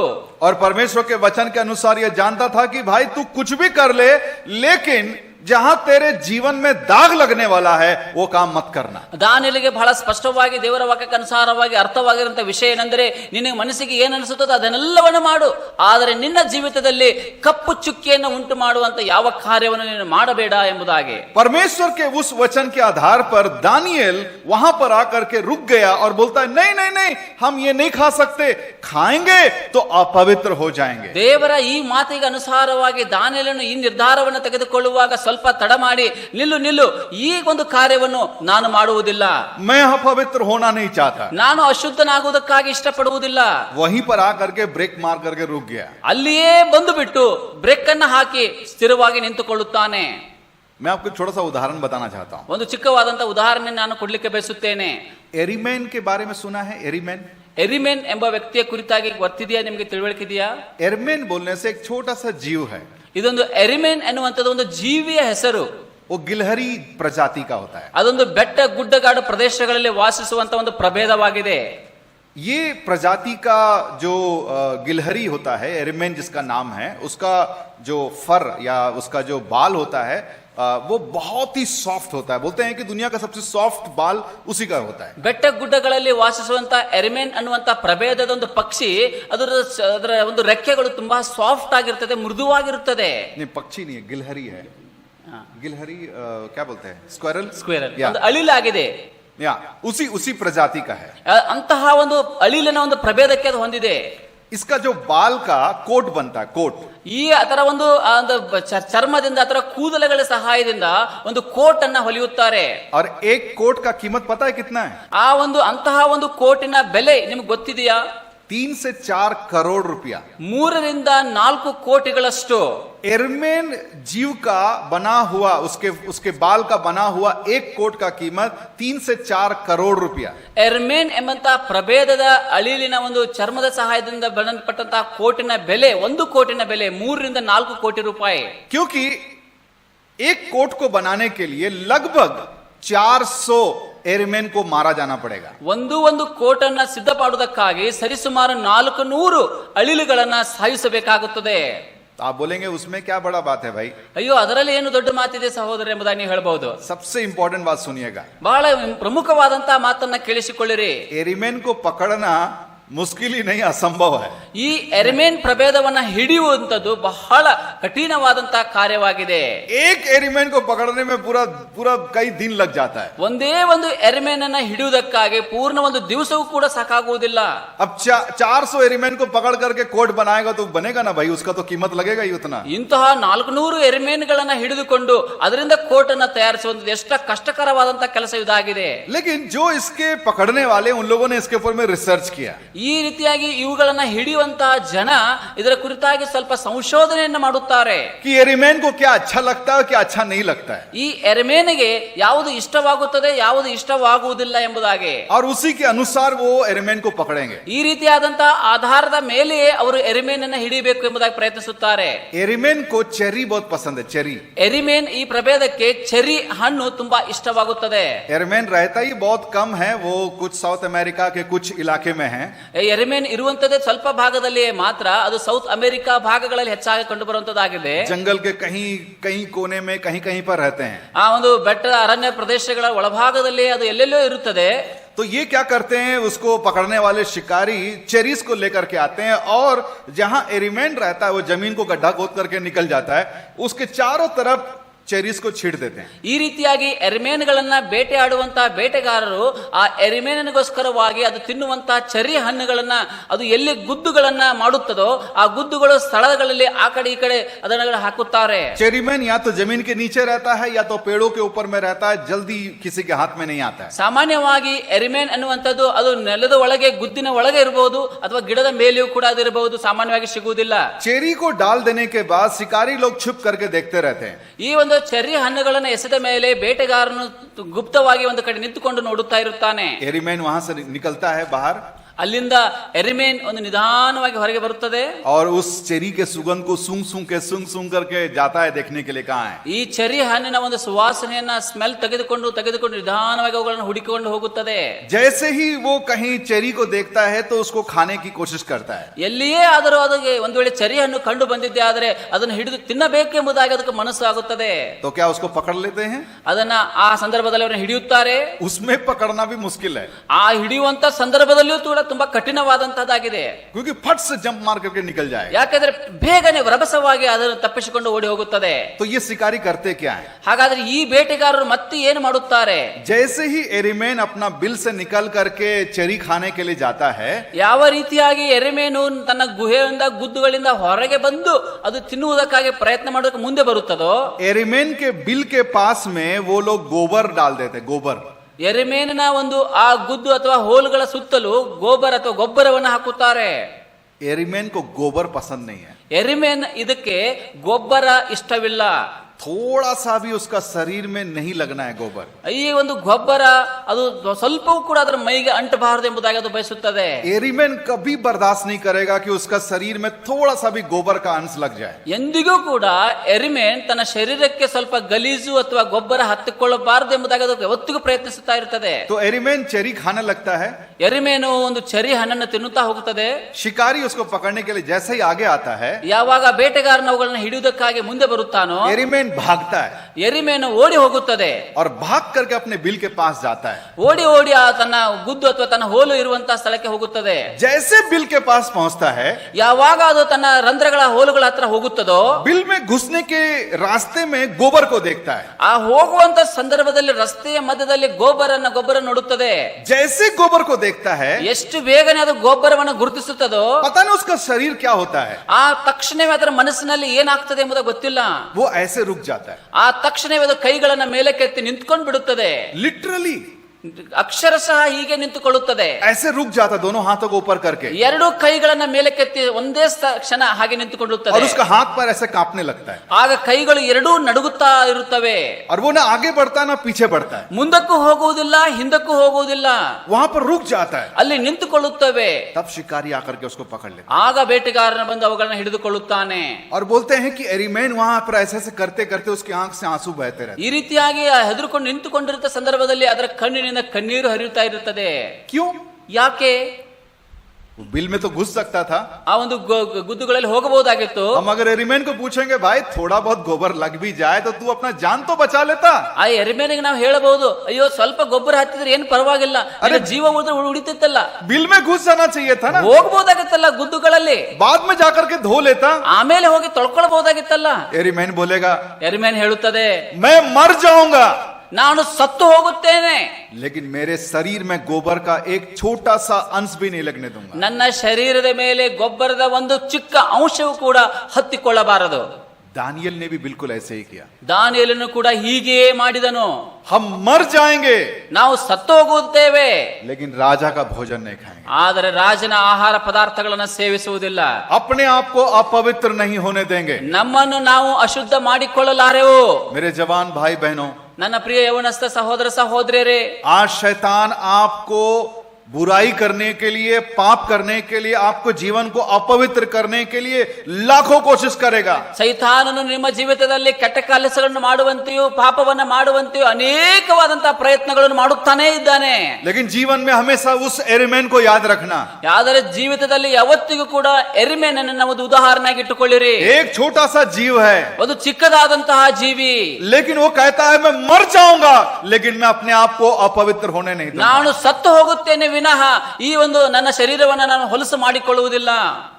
यदि हम में से हर एक ऐसा निर्णय लेते हैं ना, ಈ ರೀತಿಯಾಗಿ ನಮ್ಮಲ್ಲಿರುವಂತವರು ಯಾರಾದರೂ ನಿರ್ಧಾರ ತೆಗೆದುಕೊಳ್ಳುವಾಗ, शैतान को हरा सकते हैं। ಮಾಡುವಾಗ ಇಂತಹ ನಿರ್ಧಾರಗಳನ್ನು ತೆಗೆದುಕೊಳ್ಳುವುದರಿಂದಲೇ ನಾವು ಸೈತಾನನನ್ನು ಸೋಲಿಸಲಿಕ್ಕೆ ಸಾಧ್ಯ. जवान भाई बहन, ಯೌವನಸ್ಥ ಸಹೋದರ ಸಹೋದರಿಯರೇ, परमेश्वर चाहता है कि आप शुद्ध और पवित्र जीवन को जिए, ಕರ್ತನು ಬಯಸುತ್ತಾನೆ ನೀವು ಶುದ್ಧವಾದ ಪರಿಶುದ್ಧ ಜೀವಿತವನ್ನು ಜೀವಿಸಬೇಕೆಂಬುದಾಗಿ, ताकि परमेश्वर आपके जीवन में अपने योजनाओं को पूरा करे। ಆತನ ಕರ್ತನ ಚಿತ್ತ ಯೋಜನೆಗಳು ನಿಮ್ಮ ಜೀವಿತಗಳಲ್ಲಿ ನೆರವೇರಲಿ. परमेश्वर आपके जीवन को अपवित्र व्यक्ति को इस्तेमाल नहीं कर सकता। ದೇವರು ತನ್ನ ಕಾರ್ಯಗಳಲ್ಲಿ, ಸೇವಾ ಕಾರ್ಯಗಳಲ್ಲಿ ಅಪರಿಶುದ್ಧವಾದಂತ ವ್ಯಕ್ತಿಗಳನ್ನು ಉಪಯೋಗಿಸುವುದಿಲ್ಲ. परमेश्वर की योजना परमेश्वर उसी के जीवन में पूरा कर पाता है जो अपने आप को पवित्र बना करके रखते हैं। ಕರ್ತನ ಯೋಜನೆಗಳು, ಕರ್ತನ ಕಾರ್ಯಗಳು ಯಾರು ಪರಿಶುದ್ಧವಾಗಿ ಜೀವಿಸುತ್ತಾರೋ ಅಂತವರ ಜೀವಿತಗಳಲ್ಲಿ ಮಾತ್ರ ಅವು ನೆರವೇರಲಿಕ್ಕೆ ಸಾಧ್ಯ. परमेश्वर का वचन आपको दिन प्रतिदिन गाइड करता है मेरे प्यारों। ದೇವರ ವಾಕ್ಯ ನಿಮ್ಮ ಪ್ರತಿನಿತ್ಯವೂ ಕೂಡ ನಿಮಗೆ ಸಹಾಯ ಮಾಡುತ್ತದೆ ನಿಮ್ಮ ಹೆಜ್ಜೆ ನಿರ್ಧಾರಗಳನ್ನು ತೆಗೆದುಕೊಳ್ಳುವುದರಲ್ಲಿ. कि आपका निर्णय कैसा होना चाहिए। ನಿಮ್ಮ ನಿರ್ಣಯಗಳು ಹೇಗೆ ಇರಬೇಕು. आपको पता है दानियल ने क्या किया? ನಿಮಗೆ ಗೊತ್ತಾ ದಾನಿಯೇಲನು ಏನು ಮಾಡಿದನೋ? दानियल ने राजा की बात को सुनने के बाद, अच्छा एक मिनट रुकिए ना, बैक चाहिएगा। राजा की बात को सुनने के बाद उसने परमेश्वर के वचन के साथ उसकी तुलना किया। ಯಾವಾಗ ದಾನಿಯೇಲನ ಈ ಮಾತನ್ನು ಕೇಳಿಸಿಕೊಂಡನೋ ಅದಕ್ಕೆ ಆ ಮಾತನ್ನು ದೇವರ ವಾಕ್ಯಕ್ಕನುಸಾರವಾಗಿ ಹೋಲಿಕೆ ಮಾಡಿ ನೋಡಿದನೋ. नीचे में मैं जो 4 पॉइंट दिया हूं, ये पद बताता है कि किस आधार पर दानियल और उसके मित्रों ने उस भोजन को खाने से मना किया। ಈ 4 ಕೆಳಗೆ ಅಂಶಗಳು ಕೊಡಲ್ಪಟ್ಟಿದೆ. 4 ಅಂಶಗಳು ಯಾವ ರೀತಿಯಾಗಿ ದಾನಿಯೇಲನು ರಾಜನ ಭೋಜನ ಪದಾರ್ಥಗಳನ್ನು ಸ್ವೀಕರಿಸುವುದಕ್ಕೆ ಇಷ್ಟಪಡಲಿಲ್ಲ ಎಂಬುದಕ್ಕಾಗಿ ಕಾರಣಗಳು ಕೊಡಲ್ಪಟ್ಟಿದೆ. पहला कारण, ಮೊದಲನೆಯ ಕಾರಣ, उनके भोजन में सुअर का मीट होता था, जो परमेश्वर का वचन लय व्यवस्था 11 और उसके 7 के अनुसार गलत है। ದೇವರ ವಾಕ್ಯ ಯಾಜಕನ ಕಾಂಡ 7ನೇ ಅಧ್ಯಾಯ 11ನೇ ವಚನಕ್ಕೆ ಅನುಸಾರವಾಗಿ ನೋಡುವಾಗ ಅವರ ರಾಜನ ಭೋಜನ ಪದಾರ್ಥಗಳಲ್ಲಿ ಹಂದಿಯ ಮಾಂಸ ಇತ್ತು, ಅದು ಬಳಸಬಾರದು, ಅದು ಅಶುದ್ಧ ಎಂಬುದಾಗಿ ಅಲ್ಲಿ ಪದವನ್ನು ನಾವು ನೋಡುತ್ತೇವೆ. यहूदी लोगों को मना किया गया था कि सुअर का मीट नहीं खाना है। ಈ ರೀತಿಯಾದಂತಹ ಹಂದಿಯ ಮಾಂಸವನ್ನು ತಿನ್ನಬಾರದು ಎಂಬುದಾಗಿ ಯಹೂದ್ಯರಿಗೆ ಸ್ಪಷ್ಟವಾಗಿ ನಿಯಂತ್ರಿಸಿತ್ತು. दानियल और उसके दोस्त लोगों को इस बात की जानकारी थी। ಈ ವಾಕ್ಯ ದಾನಿಯೇಲನಿಗೆ ಮತ್ತು ಆತನ ಸಂಗಡಿಗೆ ಬಹಳ ಸ್ಪಷ್ಟವಾಗಿ ಅರ್ಥವಾಗಿತ್ತು, ತಿಳಿದಿತ್ತು. दूसरा चीज, ಎರಡನೆಯದಾಗಿರುವಂತದ್ದು, उनके जितने भी मांस होते थे उसमें खून भी होता था। ಅವರ ಯಾವುದೇ ಒಂದು ಆಹಾರ ಭೋಜನ ಪದಾರ್ಥಗಳಲ್ಲಿ ಹೆಚ್ಚಾಗಿ ಮಾಂಸವಿರುತ್ತಿತ್ತು, ಆ ಮಾಂಸದ ಆಹಾರದಲ್ಲಿ ರಕ್ತವು ಹೆಚ್ಚಾಗಿರುತ್ತಿತ್ತು. ले व्यवस्था उसका 17 अध्याय 10 से लेकर के 14 में बताया गया है कि ऐसा नहीं करना, ऐसा नहीं खाना है। ಯಾಜಕನ ಕಾಂಡ 17ನೇ ಅಧ್ಯಾಯದ 10 ರಿಂದ 14ನೇ ವಚನವರೆಗೆ ನಾವು ಓದುವಾಗ ರಕ್ತ ಭರಿತವಾದಂತಹ ಆಹಾರವನ್ನು ಸೇವಿಸಬಾರದು. तीसरा कारण, ಮೂರನೇ ಕಾರಣ, जो भी भोजन वो खाते थे, खाने से पहले वो अपने ईश्वर को, अपने देवताओं को वो चढ़ाते थे। ಅವರು ಯಾವುದೇ ಆಹಾರವನ್ನ ಸೇವಿಸಲಿ, ಆ ಸೇವಿಸುವುದಕ್ಕಿಂತ ಮುಂಚಿತವಾಗಿ ಆ ಆಹಾರವನ್ನು ಕರ್ತನಿಗೆ ಸಮರ್ಪಿಸುತ್ತಾ ಇದ್ದರು. हमें मालूम है कि पुराने नियम में जो पहली आज्ञा थी कि किसी मूर्त को ना मानना है, ना झुकना है, ना उससे चढ़ाई हुई कोई चीजों को खाना है। ಈ ರೀತಿಯಾಗಿ ನಮಗೆ ಹಳೆ ಒಡಂಬಡಿಕೆಯಿಂದ ಕೂಡ ಚರ್ಚಿತವಾಗಿರುವಂತಹ ವಿಷಯ, ಯಾವುದೇ ಮೂರ್ತಿಯನ್ನು ಮಾಡಿಕೊಳ್ಳಬಾರದು, ಮೂರ್ತಿಗೆ ಅಡ್ಡ ಬೀಳಬಾರದು ಮತ್ತು ಅವುಗಳನ್ನು ಆರಾಧಿಸಲಬಾರದು ಎಂಬುದಾಗಿ. और चौथा कारण, 4ನೇ ಕಾರಣ, जो राजा का जो दाख मधु होता था उसमें अल्कोहल होता था। ರಾಜನ ಒಂದು ಪಾನ ಏನಿರುತ್ತಾ ಇತ್ತು, ಆ ಪಾನದಲ್ಲಿ ಆಲ್ಕೋಹಾಲ್ ಮದ್ಯ ಇರುತ್ತಾ ಇತ್ತು. मेरे प्यारों, ये सारी बातों को दानियल ने परमेश्वर के वचन के साथ में तुलना करके देखा। ಈ ಎಲ್ಲಾ ವಿಷಯಗಳನ್ನ ದಾನಿಯೇಲನು ದೇವರ ವಾಕ್ಯಕ್ಕನುಸಾರವಾಗಿ ಹೋಲಿಕೆ ಮಾಡಿ ಯೋಗ್ಯವಾದ ನಿರ್ಧಾರ ತೆಗೆದುಕೊಳ್ಳುತ್ತಾನೆ. परमेश्वर के वचन को एक तरफ रख करके उसके अनुसार उसने निर्णय लिया और पाया कि वचन के अनुसार सही नहीं है कि हम राजा का भोजन खाएं। ದೇವರ ವಾಕ್ಯವನ್ನ ಆಧಾರವಾಗಿಟ್ಟುಕೊಂಡೇ ಈ ವಿಷಯಗಳನ್ನ ಆತನ ಹೋಲಿಕೆ ಮಾಡಿಕೊಂಡು ಒಂದು ಯೋಗ್ಯವಾದ ನಿರ್ಧಾರವನ್ನು ತೆಗೆದುಕೊಳ್ಳುತ್ತಾನೆ. ನಾನು ರಾಜನ ಭೋಜನ ಪದಾರ್ಥಗಳನ್ನ ಪಾನಗಳನ್ನ ಸೇವನೆ ಮಾಡುವುದಿಲ್ಲ. मेरे प्यारों, ये लोग अपने घर से दूर हैं, ಇವರು ತಮ್ಮ ಕುಟುಂಬಗಳಿಂದ ತಮ್ಮ ಮನೆಯಿಂದ ದೂರವಾಗಿದ್ದಾರೆ ಪ್ರಿಯರೇ. अपने जो कलीसिया या अपने संगति से दूर हैं, प्रभु के लोगों से दूर हैं। ದೇವ ಜನರು ಸಭೆ ಅವರಿದ್ದ ಅನ್ಯೋನ್ಯತೆಯಿಂದ ದೂರವಾಗಿದ್ದಾರೆ ಪ್ರಿಯರೇ. अगर ये लोग छोटा मोटा कुछ गलती करते भी है ना, किसी को पता भी नहीं चलता। ಒಂದು ವೇಳೆ ಚಿಕ್ಕ ಪುಟ್ಟದಾದಂತ ತಪ್ಪುಗಳನ್ನ ಮಾಡಿದ್ದಾದರೂ ಕೂಡ ಯಾರಿಗೂ ಗೊತ್ತಾಗ್ತಾ ಇರಲಿಲ್ಲ. लेकिन इनको पता था ಆದರೆ ಇವರಿಗೆ ಗೊತ್ತಿತ್ತು कि परमेश्वर के प्रति जो विश्वास योग्यता है ना, जब आप अकेले हैं तब उसका पता चलता है। ನಿಮ್ಮ ವೈಯಕ್ತಿಕ ಕರ್ತನೊಟ್ಟಿಗಿನ ಸಂಬಂಧ ಅಥವಾ ನಂಬಿಕೆಯ ಸ್ಥಿರತೆಯನ್ನು ನೋಡುವಾಗ ನೀವು ಒಂಟಿಯಾಗಿ ಯಾವಾಗ ಇರುತ್ತೀರೋ ಅವಾಗ ಮಾತ್ರವೇ ಅದು ಕಂಡು ಬರುವಂತದ್ದಾಗಿದೆ. जब आपको देखने वाला कोई नहीं है, ಯಾವಾಗ ನಿಮ್ಮನ್ನು ನೋಡುವಂತವರು ಯಾರು ಸುತ್ತಲೂ ಇಲ್ಲ ಎಂದಾಗ, कोई आपको टोक नहीं रहा है, ಯಾರು ನಿಮ್ಮನ್ನು ಚುಚ್ಚುತ್ತಾ ಇಲ್ಲ, ಗಮನಿಸುತ್ತಾ ಇಲ್ಲ, कोई आपको कुछ नहीं बोलने वाला है, ನಿಮ್ಮ ವಿರುದ್ಧವಾಗಿ ಮಾತನಾಡುವಂತವ್ರು ಯಾರು ಇಲ್ಲ, आप अकेले हैं, ನೀವು ಒಬ್ಬರೇ ಇದ್ದೀರಾ, उस समय आपकी विश्वास योग्यता का पता चलता है। ಆ ಸಂದರ್ಭದಲ್ಲಿಯೇ ನಿಮ್ಮ ವಿಶ್ವಾಸಿಕವಾದ ನಂಬಿಕೆಯ ಜೀವಿತದ ಕುರಿತಾಗಿ ಸ್ಪಷ್ಟವಾಗುತ್ತದೆ. आप कितने विश्वास योग्य हैं, ನೀವು ಎಷ್ಟು ನಂಬಿಗಸ್ತರಾಗಿದ್ದೀರಿ ಎಂಬುದಾಗಿ. दुनिया के लोग क्या कर रहे हैं उससे कोई मतलब नहीं, ಲೋಕದ ಜನರು ಏನು ಮಾಡ್ತಾ ಇದ್ದಾರೆ ಅದರ ಸುತ್ತ ನಮಗೆ ಅವಶ್ಯಕತೆ ಇಲ್ಲ. मेरे दोस्त लोग, मेरी सहेली क्या कर रही है उससे कोई मतलब नहीं, ನನ್ನ ಗೆಳೆಯರು ಗೆಳತಿಯರು ಏನ್ ಮಾಡ್ತಾ ಇದ್ದಾರೆ ಅದರ ಅವಶ್ಯಕತೆ ನಮಗಿಲ್ಲ. उनके सारी चीजों को भी किनारे करके यदि आप प्रभु के लिए खड़े रहते हैं ना, वही है विश्वास योग्यता। ಅವರ ಎಲ್ಲಾ ವಿಷಯಗಳನ್ನು ನೀವು ಒಂದು ದಂಡಿಗೆ ಒಂದು ಬದಿಗೆ ಸರಿಸಿ ನೀವು ಕರ್ತನಿಗಾಗಿ ಸ್ಥಿರವಾಗಿ ನಿಲ್ಲುವಾಗ ಮಾತ್ರವೇ ನೀವು ಕರ್ತನ ಕಾರ್ಯಗಳನ್ನು ಮಾಡಲಿಕ್ಕೆ ಸಾಧ್ಯ. देखिए, दानियल, शद्रक, मेशक, अबेदनगो के पास में ना 1000 कारण था कि वो भोजन को खा सकते थे। ದಾನಿಯೇಲ್, ಶದ್ರಕ್, ಅಬೇದ್ನೆಗೋ ನೋಡುವಾಗ ಅವರಲ್ಲಿ ಸಾವಿರಾರು ಕಾರಣಗಳಿದ್ದವು ಈ ಆಹಾರ ಪದಾರ್ಥಗಳನ್ನು ತಿನ್ನಬಹುದಾಗಿತ್ತು. एक कारण था कि नहीं खाना है, ಆದ್ರೆ ಒಂದೇ ಒಂದು ಕಾರಣವಿತ್ತು, ಇದನ್ನು ತಿನ್ನಬಾರದು ಎನ್ನುವುದಕ್ಕಾಗಿ. दानियल, शद्रक, मेशक, अबेदनगो ने उस 1000 कारण का परवाह नहीं किया, एक कारण जो बोला नहीं खाना है उसी को पकड़ा। ದಾನಿಯೇಲ್, ಶದ್ರಕ್, ಮೆಷಕ್, ಅಬೇದ್ನೆಗೋ ಅವರು ಈ ಸಾವಿರಾರು ಕಾರಣಗಳನ್ನ ಅವರು ಗಮನಿಸಲಿಲ್ಲ. ಅವರ ಒಂದೇ ಒಂದು ಕಾರಣ, ಅದನ್ನ ನಾವು ತಿನ್ನಬಾರದು ಎಂಬ ಕಾರಣವನ್ನು ಹಿಡಿದುಕೊಂಡು ಅವರು ತಿನ್ನಲಿಲ್ಲ. मेरे प्यारों, आज इस सुबह के समय में ಪ್ರಿಯರೇ, ಈ ಬೆಳಗಿನ ಸಮಯದಲ್ಲಿ जब आप परमेश्वर के वचनों को सुन रहे हैं, ದೇವರ ವಾಕ್ಯವನ್ನು ನೀವು ಕೇಳಿಸಿಕೊಳ್ಳುವಾಗ अपने जिंदगी को एक बार जरा सोच करके देखिए, ನಿಮ್ಮ ಜೀವಿತಗಳನ್ನ ಸ್ವಲ್ಪ ಅಂತರಾವಲೋಕನ ಮಾಡಿಕೊಂಡು ನೋಡಿಕೊಳ್ಳಿರಿ. पवित्रता के विषय में सोचें ಪರಿಶುದ್ಧತೆ ಕುರಿತಾಗಿ ಸ್ವಲ್ಪ ಆಲೋಚಿಸಿರಿ. कि आपका जीवन पवित्रता से आप बिता पा रहे हैं, ನೀವು ನಿಮ್ಮ ಜೀವಿತವನ್ನ ಪರಿಶುದ್ಧತೆಯಿಂದ ಜೀವಿಸುತ್ತಾ ಇದ್ದೀರಾ, कि अपने जीवन को पाप में ही चला रहे हैं, ಆದರೆ ನಿಮ್ಮ ಜೀವಿತವನ್ನು ನೀವು ಪಾಪದಲ್ಲೇ ಮುಂದುವರಿಸಿಕೊಂಡು ಹೋಗುತ್ತಿದ್ದೀರೋ, आप कभी कोशिश भी नहीं कर रहे हैं कि उस पाप से आप बाहर निकले। ಈ ಒಂದು ಪಾಪದ ಬಂಧನದಿಂದ ಹೊರಗೆ ಬರುವುದಕ್ಕಾಗಿ ಪ್ರಯತ್ನವಾದರೂ ಮಾಡುತ್ತಾ ಇದ್ದೀರಾ ಇಲ್ಲವಾ हो ಎಂಬುದಾಗಿ. सकता है कि शैतान ने आपको गिरा दिया किसी क्षेत्र में, ಯಾವುದೇ ಒಂದು ಕ್ಷೇತ್ರದಲ್ಲಿ ಸೈತಾನು ನಿಮಗೆ ಕೆಳಗೆ ಬೀಳಿಸಿರಬಹುದು, और आप उस पाप में पूरी तरह से अभी मजा ले रहे हैं, ಆದರೆ ಈಗ ನೀವು ಆ ಪಾಪದ ಆನಂದವನ್ನ ಪಡೆಯುತ್ತಾ ಅದರಲ್ಲೇ ಇದ್ದೀರಿ. लेकिन आज परमेश्वर का वचन आपके सामने में बोल रहा है, ಆದ್ರೆ ಈಗ ದೇವರ ವಾಕ್ಯ ಸ್ಪಷ್ಟವಾಗಿ ನಿಮ್ಮ ಮುಂದೆ ಹೇಳಲ್ಪಡ್ತಾ ಇದೆ. परमेश्वर कहता है तू मत झुकना बेटा, ನೀನು ತಗ್ಗಿಸಲ್ಪಡಬೇಡ ಅಥವಾ ಬಿದ್ದು ಹೋಗಬೇಡ ಮಗನೇ. तू शैतान के पास मत झुकना बेटा, ಸೈತಾನನ ಮುಂದೆ ನೀನು ಬಿದ್ದು ಹೋಗಬೇಡ, ತಗ್ಗಿಸಲ್ಪಡಬೇಡ ನನ್ನ ಮಗನೇ. बेटी तू शैतान की बात को मत सुनना, ಸಹೋದರನ ಮಗಳೇ, ನನ್ನ ಸೈತಾನನ ಮಾತನ್ನ ಕೇಳಬೇಡ. तू मर भी जाना लेकिन तू प्रभु के लिए खड़ा रहे, ಸತ್ತು ಹೋದರೂ ಕೂಡ ಪರವಾಗಿಲ್ಲ, ಕರ್ತನಿಗಾಗಿ ನಿಂತುಕೋ ಪ್ರಿಯನೇ. तेरा जीवन पवित्रता से बिताना। ನಿನ್ನ ಜೀವಿತವನ್ನ ಪರಿಶುದ್ಧತೆಯಿಂದ ಜೀವಿಸು.